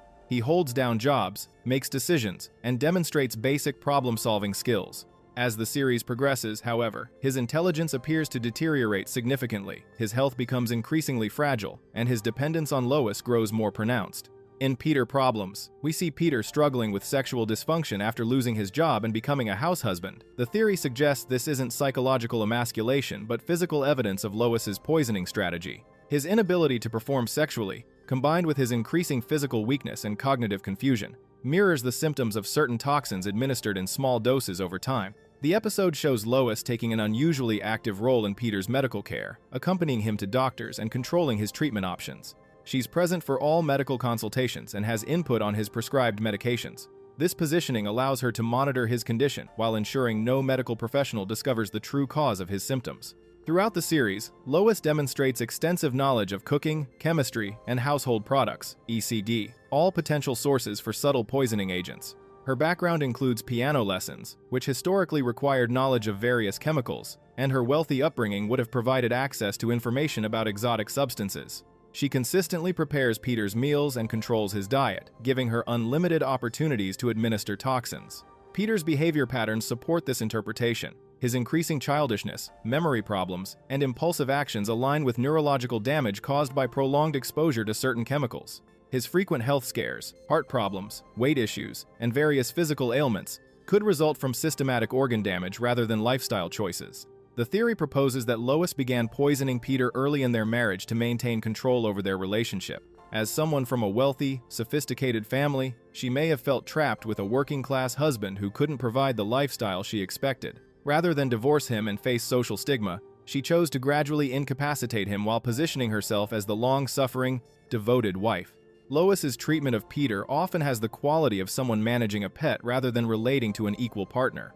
She speaks to him in simplified language, makes decisions without consulting him, and treats his opinions as irrelevant. This dynamic makes more sense if she's deliberately maintained his dependence through chemical manipulation. In Play It Again, Brian, we see Lois rejecting Brian's romantic advances while maintaining their close friendship. The episode reveals her sophisticated understanding of emotional manipulation and her ability to maintain multiple complex relationships simultaneously. Someone capable of such psychological complexity could easily orchestrate a long-term poisoning campaign. Peter's workplace difficulties throughout the series could stem from cognitive impairment rather than natural stupidity. His increasing inability to perform basic job functions, follow simple instructions, or maintain professional relationships suggests progressive neurological damage rather than character-based incompetence.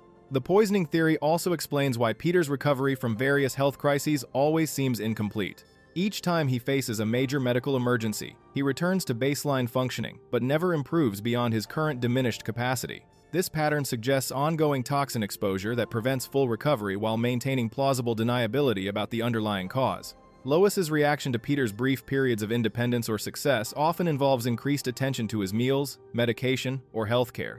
When he shows signs of recovering his faculties or asserting autonomy, she becomes more involved in his daily routine, potentially adjusting her poisoning regimen to maintain control. This interpretation transforms Lois from a patient wife into a calculating predator who's systematically destroyed her husband's health and cognitive function to maintain domestic control, making their entire marriage a decades-long crime in progress. If you don't think Lois poisoned Peter, maybe you'll buy the idea that the Griffins are immortal in our next theory. What if the Griffin family doesn't represent actual people, but immortal cartoon archetypes doomed to repeat the same patterns forever? This meta-theory pokes the idea that Peter, Lois, and their children exist as eternal symbols, rather than characters capable of growth, trapped in an endless cycle of comedic situations without the possibility of meaningful change or death. The immortal archetypes theory operates on a different level than other Family Guy fan theories. Instead of trying to explain the show's internal logic, it acknowledges that the Griffins exist primarily as vehicles for comedy, rather than realistic characters. They represent timeless human types: the bumbling father, the long-suffering wife, the awkward teenager, the evil baby, the talking dog, that have appeared in stories throughout human history. In It Takes a Village Idiot, and I Married One, we see Peter become mayor of Quahog through a series of absurd circumstances. The episode demonstrates how the show can place its characters in any situation without regard for realistic consequences or character development. Peter's brief political career has no lasting impact on his personality or the family's circumstances, suggesting these characters exist outside normal narrative progression. The archetypal nature becomes clear when examining how the show treats major life events. Peter can become mayor, start businesses, travel through time, or even die temporarily, but he always returns to his baseline persona as the crude, irresponsible father figure. This isn't character inconsistency, it's evidence that he represents an eternal comedic archetype rather than a developing individual. In Ratings Guy, the show's relationship with television and media becomes central to the plot, highlighting how the Griffins exist specifically to generate content. Their lives revolve around creating situations that can be broadcast and consumed, reinforcing their nature as entertainment constructs rather than autonomous beings. They exist to be watched, to generate ratings, to provide content for an endless media cycle. The theory suggests that each Griffin represents a fundamental human archetype that appears across cultures and throughout history. Peter embodies the fool, the character whose stupidity creates chaos but also reveals uncomfortable truths about society. Lois represents the martyred mother figure, endlessly patient despite constant provocation. Meg serves as the scapegoat, absorbing the family's dysfunction. Chris is the innocent simpleton, Stewie the evil genius, and Brian the intellectual who thinks he's above his circumstances but remains trapped within them. These archetypes cannot truly die or change because they serve essential functions in human storytelling. The show can kill off characters temporarily, but they must return because their archetypal roles are permanent fixtures in our collective unconscious. They're not meant to grow or evolve. They're meant to repeatedly enact the same fundamental patterns that have entertained humans for millennia. The immortal nature explains the show's relationship with continuity and consequences. Major events get forgotten, character development gets reset, and impossible situations resolve themselves because these characters exist in a mythic space where normal rules don't apply. They're more like gods in ancient mythology, two immortal beings who repeatedly act out the same kinds of stories for human observation and reflection. Their immortality isn't biological but narrative. As long as humans need entertainment, as long as we recognize these fundamental character types, the Griffins will continue to exist and repeat their patterns. They cannot age meaningfully, cannot learn permanent lessons, and cannot escape their roles because they are those roles. The theory transforms Family Guy from a simple animated comedy into a modern mythology, where immortal archetypes act out eternal human themes through contemporary scenarios. The show becomes a venue for exploring timeless patterns of human behavior through characters who exist specifically to embody those patterns forever. This interpretation suggests that Seth MacFarlane didn't create characters so much as he channeled archetypal energies that have existed throughout human storytelling. The Griffins are our latest version of eternal figures who help us process fundamental aspects of human nature through humor and repetition. And that wraps up our deep dive into the wildest Family Guy fan theories. We've explored everything from Peter's secret wealth and Brian's ghostly nature to the possibility that the entire show exists in someone's imagination. These theories demonstrate how creative fans can find hidden meanings and complex explanations, even in a show that primarily exists to make us laugh. Whether you believe Stewie is actually the sanest Griffin, think Lois has been slowly poisoning Peter, or suspect that Mayor West understood the true nature of cartoon reality, these theories add fascinating layers to a show that's entertained audiences for over 2 decades. The beauty of fan theories is that they transform passive viewing into active engagement, turning every episode into potential evidence for elaborate conspiracies and hidden truths. Even if Seth MacFarlane never intended these interpretations, they show how meaningful stories can emerge from unexpected places. If you enjoyed this exploration of Family Guy's strangest theories, make sure to like this video and subscribe for more deep dives into your favorite shows. Thanks for watching.